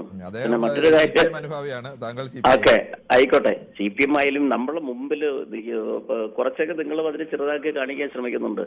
ഞാൻ കേട്ടിട്ട് പെൻഷൻ വർദ്ധിപ്പിച്ചപ്പോൾ താങ്കൾ പറഞ്ഞു ഇലക്ഷൻ അടുത്താണോ ഇത് ചെയ്യേണ്ടതെന്ന്. പെൻഷൻ വർദ്ധിപ്പിച്ചത് എന്നാണ്? ഇലക്ഷന്റെ തലേന്നാണോ? ഘട്ടം ഘട്ടമായിട്ട് സർക്കാരിന്റെ സാമ്പത്തിക സ്ഥിതി. രാധാകൃഷ്ണൻ, എന്നാണ് ക്ഷേമ പെൻഷൻ വർദ്ധിപ്പിച്ചത്? അതെ, അതൊരു പറയട്ടെ. പറഞ്ഞില്ല, അത് വേറെ കാര്യം. ഇനി ഞാൻ പറഞ്ഞു എന്ന് കരുതുക, എന്നാണ് ക്ഷേമ പെൻഷന്റെ തുക വർദ്ധിപ്പിച്ചത്? ക്ഷേമ പെൻഷൻ സമീപകാലത്താണ്. സർക്കാരിന്റെ സാമ്പത്തിക സ്ഥിതി അനുസരിച്ച് എപ്പോഴാണ്? സർക്കാരിന്റെ സാമ്പത്തിക പഞ്ചായത്ത് തെരഞ്ഞെടുപ്പ് വന്നപ്പോഴാണ് വർദ്ധിപ്പിച്ചത്. ആണല്ലോ, തീർച്ചയായിട്ടും. അതിന് സംശയമൊന്നുമില്ലല്ലോ. അപ്പൊ പിന്നെ ഒരു സുപ്രഭാതത്തിൽ ഘട്ടഘട്ടമായി വർദ്ധിപ്പിക്കാന്ന് പറഞ്ഞാൽ കഴിഞ്ഞ ഘട്ടങ്ങളിലൊന്നും ഘട്ടഘട്ടമായി അതുകൊണ്ടായിരിക്കും വർദ്ധിപ്പിക്കായിരുന്നത്. തെരഞ്ഞെടുപ്പ് കണ്ട് ഒന്നും ചെയ്യില്ല എന്നൊന്നും പറയരുത്. തെരഞ്ഞെടുപ്പ് കണ്ട് അതല്ലോ തെരഞ്ഞെടുപ്പ് രാഷ്ട്രീയത്തിൽ തെരഞ്ഞെടുപ്പ് സമയത്ത് ചെയ്യും. കഴിഞ്ഞ സർക്കാരല്ല പറഞ്ഞത്, താങ്കളല്ലേ പറഞ്ഞത്? അതെ, ആയിക്കോട്ടെ. അപ്പോ ഈ ചില മേഖലയിലെങ്കിലും നമ്മൾ കയ്യിൽ നേരിട്ട് അനുഭവിച്ചു കൊണ്ടിരിക്കുന്നതാണ്. ആടിനെ പട്ടിയാക്കുന്നത് പോലെ ഇവിടുത്തെ UDFകാരും അല്ലെങ്കിൽ ഏതൊരു സുഹൃത്ത് പറഞ്ഞതുപോലെ ഇവിടുത്തെ ആൾക്കാരും ഇവിടുത്തെ ചിലർ തികഴ്ത്തി കാണിക്കാൻ ശ്രമിക്കുന്നത്. ഈ സർക്കാരിനെ കൊണ്ട് ഒറ്റ വാക്കിൽ ഞാൻ പറയാം, നമുക്ക് മറ്റു ചർച്ച പോലെ ഇത് നീട്ടിക്കൊണ്ടു പോകാൻ പറ്റത്തില്ലല്ലോ. ഈ ഒറ്റ വാക്കിൽ പറയാം, സാധാരണക്കാരൻ, അതായത് ഏറ്റവും പാവപ്പെട്ടവനും മറ്റുള്ളവരെ പോലെ അന്തസ്സായിട്ട് ജീവിക്കുന്നു. ആ ഒരു സാഹചര്യമാണ് ഇടതുപക്ഷം ഇവിടെ ചെയ്തത്. അത് കുറച്ച് ആൾക്കാർക്ക് ദഹിക്കുന്നില്ല. ഇന്ന് രാവിലെ നമ്മളെ PC വിശ്വനാഥ് ഒരു ചാനലിൽ പറയുന്നത് ഞാൻ കേട്ടു. എന്തൊരു വിഡ്ഢിത്തമാണ്! ഇദ്ദേഹമൊക്കെ ഈ നാട്ടിലാണല്ലോ ജീവിക്കുന്നത്. ഉമ്മൻചാണ്ടി ഭരിച്ചിരുന്ന കാലത്ത് ഈ പെൻഷൻ കുടിശ്ശികയില്ല, അദ്ദേഹം എന്തെന്ന സംസ്ഥാന തലത്തിൽ അതിന്റെ രേഖ ഉണ്ടോ എന്നൊക്കെ ചോദിക്കുകയാണ്. എന്ത് രേഖ? ശങ്കരാടി പറഞ്ഞ കൈവെള്ളയിലെ രേഖയാ ഞങ്ങൾക്ക് കാണിക്കുള്ളൂ. ജനങ്ങൾ നേരിട്ട് കൈപ്പറ്റിക്കൊണ്ടിരിക്കുക. സംബന്ധിച്ച് വ്യത്യസ്തമായ കണക്കുകളൊക്കെ ഉണ്ട്. അത് ഒരു പക്ഷത്ത് എന്റെ വീട്ടിൽ കിട്ടിയതാണ് പെൻഷൻ. വിഷയങ്ങൾ ശ്രീരാധാകൃഷ്ണനകത്തുണ്ട്. അതിനകത്ത് 12,000 രൂപ വരെ അത്ര കുടിശ്ശിക കുറവുമല്ല എന്നൊക്കെ പറയേണ്ടി വരും. അത് 12,000 രൂപ മുതൽ 15,000 വരെ കുടിശ്ശിക തീർത്ത് വാങ്ങി അന്ന് ആദ്യമായി പിണറായി. ശരി രാധാകൃഷ്ണൻ, താങ്കളുടെ അഭിപ്രായം വ്യക്തമാണ്. നമുക്ക് ചില യൂട്യൂബ് കമന്റുകൾ കൂടി വേഗത്തിൽ വായിക്കേണ്ടതുണ്ട്. യൂട്യൂബിൽ നിരവധി കമന്റുകളൊക്കെ വരുന്നുണ്ട്.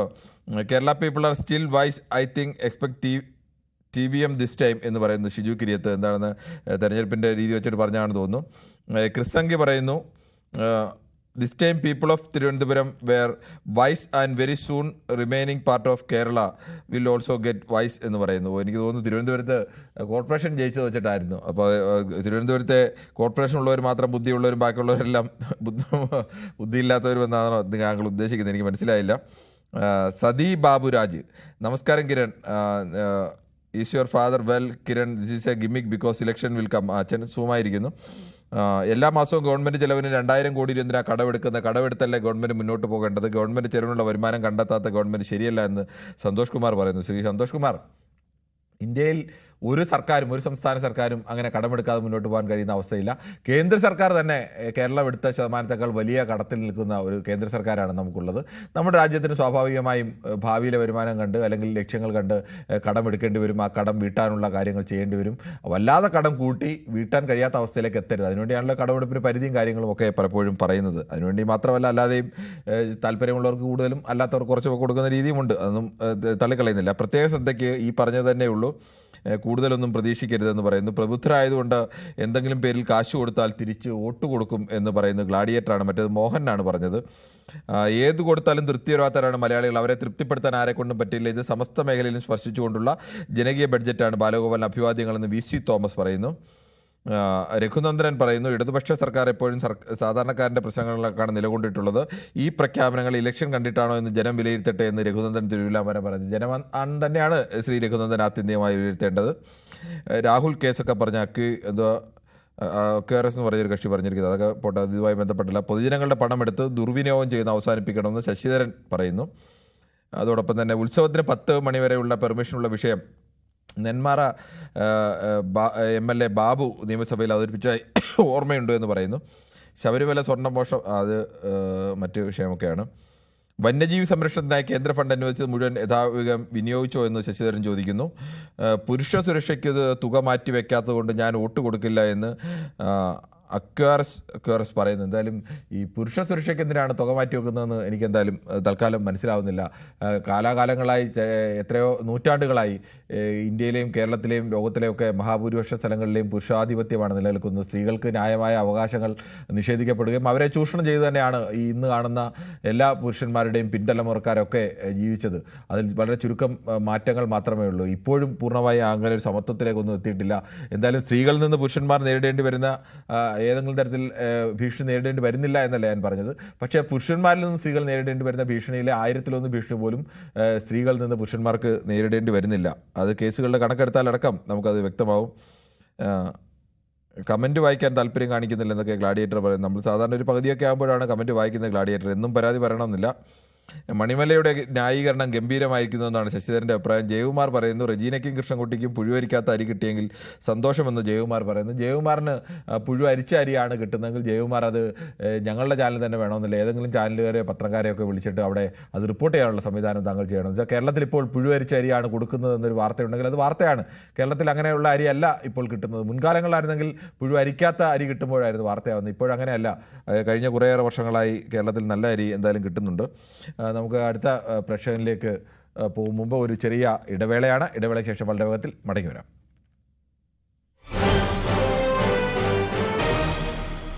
ഈ സർക്കാരിൻ്റെ അവസാനത്തെ ബജറ്റ്, തെരഞ്ഞെടുപ്പിന് തൊട്ട് മുന്നോടിയായിട്ടുള്ള ബജറ്റ്, KN ബാലഗോപാൽ അവതരിപ്പിക്കുന്ന 6ാമത്തെ ബജറ്റ്. ആ ബജറ്റ് നമ്മുടെ മുന്നിലുണ്ട്. അത് വോട്ടാകുമോ, അത് ജനങ്ങൾ പ്രതീക്ഷിച്ച രീതിയിലാണോ? ഈ വിഷയമാണ് ചർച്ച ചെയ്യുന്നത്. ശ്രീരാജനാണ് കൊല്ലത്തു നിന്നും. ശ്രീരാജൻ, താങ്കൾ എങ്ങനെയാണ് ഈ ബജറ്റിനെ വിലയിരുത്തുന്നത്? അല്ല, ബജറ്റ് ഇങ്ങനെ അവതരിപ്പിക്കും പോകും, അതല്ല. നമ്മുടെ ജയചേച്ചി പറഞ്ഞൊരു സംഗതി എന്തോ ആശാ വർക്കർക്ക് 1000 രൂപ കൂട്ടിയുള്ളത്. 3 മാസം മുമ്പ് 1000 രൂപ കൂട്ടിയിരുന്നു. ഇപ്പൊ 1000 രൂപ കൂട്ടി 7000 9000 രൂപയായി. അലവൻസ് ഉൾപ്പെടെ 17000 രൂപ കിട്ടുന്നേ. ഇന്ത്യയിലെ സംസ്ഥാനങ്ങൾ വെച്ച് ഏറ്റവും കൂടുതൽ കാശ് കിട്ടുന്ന ആശമാരുടെ വർക്കറുള്ളത് കേരളത്തിലാണ്. കോൺഗ്രസ് ഭരിക്കുന്ന കർണാടകയില് 6000 രൂപ കൊടുക്കുന്നത്. BJP ഭരിക്കുന്ന ഗുജറാത്തിൽ 5300 രൂപ ഒരു മാസം ഫിക്സ് കൊടുക്കുന്നത്. അതുപോലെ തന്നെ റേഷനറി കൊടുക്കുന്ന ഫുഡ് കോർപ്പറേഷൻ ഓഫ് ഇന്ത്യ ആണ്, ഗവൺമെന്റ് ഓഫ് ഇന്ത്യ ആണ്. കേരളത്തിൽ നിന്ന് പിണറായിയുടെ വീട്ടിൽ നല്ല കൊടുക്കുന്നത്. ഇത് എന്തൊക്കെയായി ഓരോരുത്തർ വിളിച്ചു പറയുന്നത്? ഈ തമിഴ്നാട്ടിൽ എന്താ വില കുറവാണെന്ന്. തമിഴ്നാട്ടിൽ യൂണിഫോം ഫ്രീ കൊടുക്കുന്നില്ല, പിള്ളേർക്ക് ഉച്ചയ്ക്ക് ആഹാരം കൊടുക്കുന്നില്ല, ഒരുപാട് പെൻഷൻ ഇല്ല, അങ്ങനെയുള്ള സംഗതികളൊന്നുമില്ല. പിന്നെ അവർക്ക് വില കുറച്ച് കൊടുക്കരുതോ? ഇവിടെ കേരളത്തിൽ എല്ലാം കിട്ടുകയും വേണം. റബ്ബറിന് വില കൂട്ടണം, വാഴയ്ക്കാക്ക് വില കൂട്ടണം, വാഴ പിണ്ടിക്ക് വില കൂട്ടണം, എല്ലാത്തിനും വില കൂട്ടണം. പക്ഷെ പൈസ കയ്യിൽ നിന്ന് പോവുകയും ചെയ്യരുത്. എന്തൊരു മര്യാദക്കാണ് ഇവരൊക്കെ പറയുന്നത്? എനിക്ക് മനസ്സിലാകുന്നില്ല. ഓക്കെ സാറേ, ശരി. താങ്കളുടെ അഭിപ്രായം അങ്ങനെ. ശ്രീ തങ്കച്ചനാണ് കോട്ടയത്ത് നിന്നും. ശ്രീ തങ്കച്ചൻ, താങ്കൾ എങ്ങനെ ബജറ്റിനെ വിലയിരുത്തുന്നു? ഇതൊരു കൊള്ളാവുന്ന ബജറ്റാണോ? നമസ്കാരം സാർ. എനിക്ക് പറയാനുള്ളത് എന്താണെന്ന് വെച്ചാൽ ഇത് ഒരുമാതിരി ആരെ പറ്റിയാക്കുന്ന ബഡ്ജറ്റാണെന്ന് എനിക്ക് തോന്നുന്നത്. കാരണം എന്താണെന്ന് വെച്ചാൽ ഈ കൃഷ്ണൻകുട്ടിയും രാധാകൃഷ്ണനും രാജനും കൊല്ലവും ഒക്കെ പറയുന്ന പോലെ അല്ല. കാരണങ്ങൾ മനുഷ്യനായിട്ട് ജീവിക്കുമ്പോൾ, മനുഷ്യൻ പൊതുജനങ്ങളിൽ പ്രവർത്തിക്കുമ്പോൾ, പൊതുജനങ്ങളോട് സമ്പർക്കം പുലർത്തുമ്പോൾ അതെന്താണെന്ന് മനസ്സിലാക്കണം. കാരണം ഈ സപ്ലൈക്കോയുടെ സാധനത്തേക്കാൾ കൂടുതൽ ഞാൻ ഹോൾസെയിൽ കടയിൽ സാധനങ്ങൾ വില കുറച്ച് മേടിക്കണം. എണ്ണ, പയറ്, അങ്ങനെയുള്ള സാധനങ്ങൾ, പലവന്തര സാധനങ്ങൾ മേടിച്ചില്ല. ഞാൻ മേടിക്കുന്ന കക്ഷിയാണ്. ഞാൻ കൂലിപ്പണിക്കാരല്ല. ഞാൻ ഈ ഹോൾസെയിൽ കടയിൽ മേടിക്കുന്ന കക്ഷിയാണ്. ഒരു സർക്കാർ ഇതെല്ലാം ചെയ്തിട്ട് നല്ലതാ റേഷൻ കട വഴിയാണ്ട് പാലെടുക്കുന്നു, തേനെടുക്കുന്നു ഒക്കെ പറഞ്ഞു. എന്ത് വിട്ടിട്ടാ ഇങ്ങനൊക്കെ? മനുഷ്യനാണോ ഈ കൃഷ്ണൻകുട്ടിയും ഈ മണികള കൃഷ്ണൻകുട്ടി, ഈ രാജനും ഈ രാധാകൃഷ്ണനൊക്കെ? മനുഷ്യൻ ജീവിക്കുമ്പോൾ ആദ്യമായിട്ട് പഠിക്കണം മനുഷ്യൻ എങ്ങനെയാ ജീവിക്കേണ്ടതെന്ന്. അല്ലാതെ മനുഷ്യന് ഒരു TV ചാനലിൽ എന്തെങ്കിലും പ്രസംഗിച്ച് പോയിട്ട് കാര്യമില്ല. പണങ്ങൾ തരാനുണ്ട്. അവര് പറഞ്ഞതല്ല കേരളത്തിലെ റേഷൻ കടകൾ വഴി കിട്ടുന്ന അരിയുടെ വിഷയമാണെന്ന് തോന്നുന്നു പറഞ്ഞത്. അതിൽ യാഥാർത്ഥ്യമുള്ള പറച്ചിലുമാണ് പറഞ്ഞത്. അതിനകത്ത് എങ്ങനെയാണ് താങ്കൾ ഇത്രയൊക്കെ വിമർശിക്കാൻ തക്ക രീതിയിൽ എന്ത് പറഞ്ഞവർ ഉണ്ട്? കാരണം ഞാൻ റേഷൻ കടയിൽ എല്ലാ മാസവും റേഷൻ കട സാധനം സപ്ലൈക്കോ സാധനം മേടിക്കുന്ന കക്ഷിയാണ്. എനിക്കറിയാം സാധനങ്ങൾ ഈ സപ്ലൈക്കോടുന്ന സാധനത്തെക്കാൾ കൂടുതൽ ഹോൾസെയിലറുടെ സാധനങ്ങൾ വില കുറച്ച് മേടിക്കുന്നത്. ഞാൻ കൂലിപ്പണിക്കാരനാ, ഞാൻ മേടിക്കുന്ന ഒരാളാ. അതുകൊണ്ടാണ് പറഞ്ഞത് സപ്ലൈ ഇവിടെ തേനൊഴുക്കും പാലൊഴുക്കും സർക്കാർ വെറും വിത്യസ്തമാണ്. എല്ലാവരുടെയും വാഗ്ദാനങ്ങളായിരിക്കും. അതൊരു പ്രയോഗം എന്ന രീതിയിലൊക്കെ പറയാൻ കൊള്ളാം. ശരി, കാരണം പറയാൻ സാറേ ഇതൊക്കെ സങ്കടം വരുന്ന കാര്യമാണ്. ഈ സർക്കാർ ചെയ്തേണ്ട ഒത്തിരി വേണ്ട കാര്യങ്ങൾ. ഞാൻ ജയിലിന് ശമ്പളം കൂട്ടി വല്ല പ്രയോജനമുണ്ടോ? ജയിലിന് ശമ്പളം ഇപ്പൊ അവിടെ തൊഴിലെടുക്കുന്നു, പൊറോട്ട ആയിരിക്കും അവർക്ക് പിശാ കൂട്ടിയിട്ടാണ്. ഇവിടെ ആശാവർക്കന്മാർ ഈ രായും പകലും 360 ദിവസത്തിൽ രായും പകലും കഷ്ടപ്പെടുന്നതാണ്. ഇവർക്കൊക്കെ ഇഷ്ടം വാരി കൊടുക്കണം. ഇവരെ കൊടുക്കുന്നതിന് ജയിലിൽ കിടക്കുന്നതിന് വാരി കൊടുക്കുന്നത്. ശ്രീനിവാസനാണ് തിരുവനന്തപുരത്ത് നിന്ന്. ശ്രീനിവാസൻ, വേഗത്തിൽ പ്രതികരിക്കുമല്ലോ, താങ്കളുടെ അഭിപ്രായം പറയാം. എന്തൊരു ബഡ്ജറ്റ് ഇത്! 5 കൊല്ലം മുപ്പാട് 2500 രൂപ കൊടുക്കാൻ പറഞ്ഞിട്ട് ഇതുവരെ കൊടുത്തോ സാറ്? എന്തൊരു ബഡ്ജറ്റ് ഇത്! മറ്റുള്ള കോടികളും മറ്റുള്ളതൊക്കെ അതൊന്നും നമുക്ക് ഇത് ലയിക്കാത്ത ബഡ്ജറ്റുകളൊക്കെ ഇവര് അവതരിപ്പിച്ചിരിക്കുന്നത്. സാധാരണക്കാരന് മരുന്ന് മേടിക്കാനും മറ്റുള്ള റേഷൻ മേടിക്കാനും ആയിട്ട് 2500 രൂപ ആക്കാന്ന് പറഞ്ഞിട്ട് 5 വർഷമായി. ആശാവർക്കന്മാർക്ക് 1000 രൂപ കൊടുത്തിട്ട് എന്തോന്ന് കാണിച്ചോ? ഒരു ചായയും വടക്കുള്ള കാശുണ്ട്. ഇതൊക്കെ പറ്റിക്കാനുള്ള ബഡ്ജറ്റാണ്. ഇവരെ എന്ത് കൊടുക്കാനും വേണ്ടിയില്ല, എന്ത് സ്വർണ്ണക്കട്ട. കാര്യത്തിൽ വ്യക്തമാണ്. എന്തായാലും ബജറ്റിനെ സംബന്ധിച്ച് സമ്മിശ്രമായ പ്രതികരണമാണ് പ്രേക്ഷകരുടെ ഭാഗത്തു നിന്നുണ്ടായത്. ഈ ബജറ്റും ഈ സർക്കാരിൻ്റെ മുൻ പ്രഖ്യാപനങ്ങളുമൊക്കെ അനുകൂലമായിരുന്നു, അത് ജനക്ഷേമമായിരുന്നു എന്ന് അഭിപ്രായപ്പെട്ടവരും അങ്ങനെയല്ല, അത് ജനവിരുദ്ധമായിരുന്നു, ഇവർ വാഗ്ദാനങ്ങൾ മാത്രമാണ് നൽകിയതെന്നും ഈ സർക്കാർ ഇനി വരില്ല എന്ന് പറഞ്ഞവരും അതല്ല ഉറപ്പിച്ച് ഇടതുമുന്നണി സർക്കാർ വീണ്ടും വരും എന്ന് അവകാശപ്പെട്ടവരുമൊക്കെ ഉണ്ട്. സ്വാഭാവികമാണ് അത്തരം അഭിപ്രായ പ്രകടനങ്ങൾ. അങ്ങനെയാണല്ലോ എപ്പോഴും, എല്ലാവരും ഒരേ അഭിപ്രായം ഉള്ളവരല്ല, വ്യത്യസ്ത അഭിപ്രായങ്ങൾ, ഓരോരുത്തർക്കും അവരുടെ കാഴ്ചപ്പാട് കാണും, രാഷ്ട്രീയ താല്പര്യങ്ങൾ കാണും, വ്യക്തിപരമായ താല്പര്യങ്ങൾ കാണും. അതിനൊക്കെ അവസരം ഉണ്ടാവുക എന്ന ലക്ഷ്യത്തിൽ തന്നെയാണ് നമ്മൾ ഈ പൊതുവേദി സംഘടിപ്പിച്ചിരിക്കുന്നത്. ഏതെങ്കിലും രംഗത്തെ വിദഗ്ധർ മാത്രമല്ല, സാധാരണക്കാരായ മനുഷ്യർക്കും ബജറ്റിനെ കുറിച്ച്, സർക്കാരിൻ്റെ ഭരണത്തെക്കുറിച്ചൊക്കെ അഭിപ്രായം പറയാൻ അറിയണം. അത് സർക്കാരുകൾ അടക്കം തിരിച്ചറിയാൻ കഴിയണം. അതുകൊണ്ട് തന്നെയാണ് ഞങ്ങൾ സാധാരണക്കാരുടെ അഭിപ്രായത്തിന് പ്രാധാന്യം കൽപ്പിക്കുന്നത്. നാളെയും ഇതേ സമയം ന്യൂസ് 18 പൊതുവേദി മറ്റൊരു വിഷയവുമായി.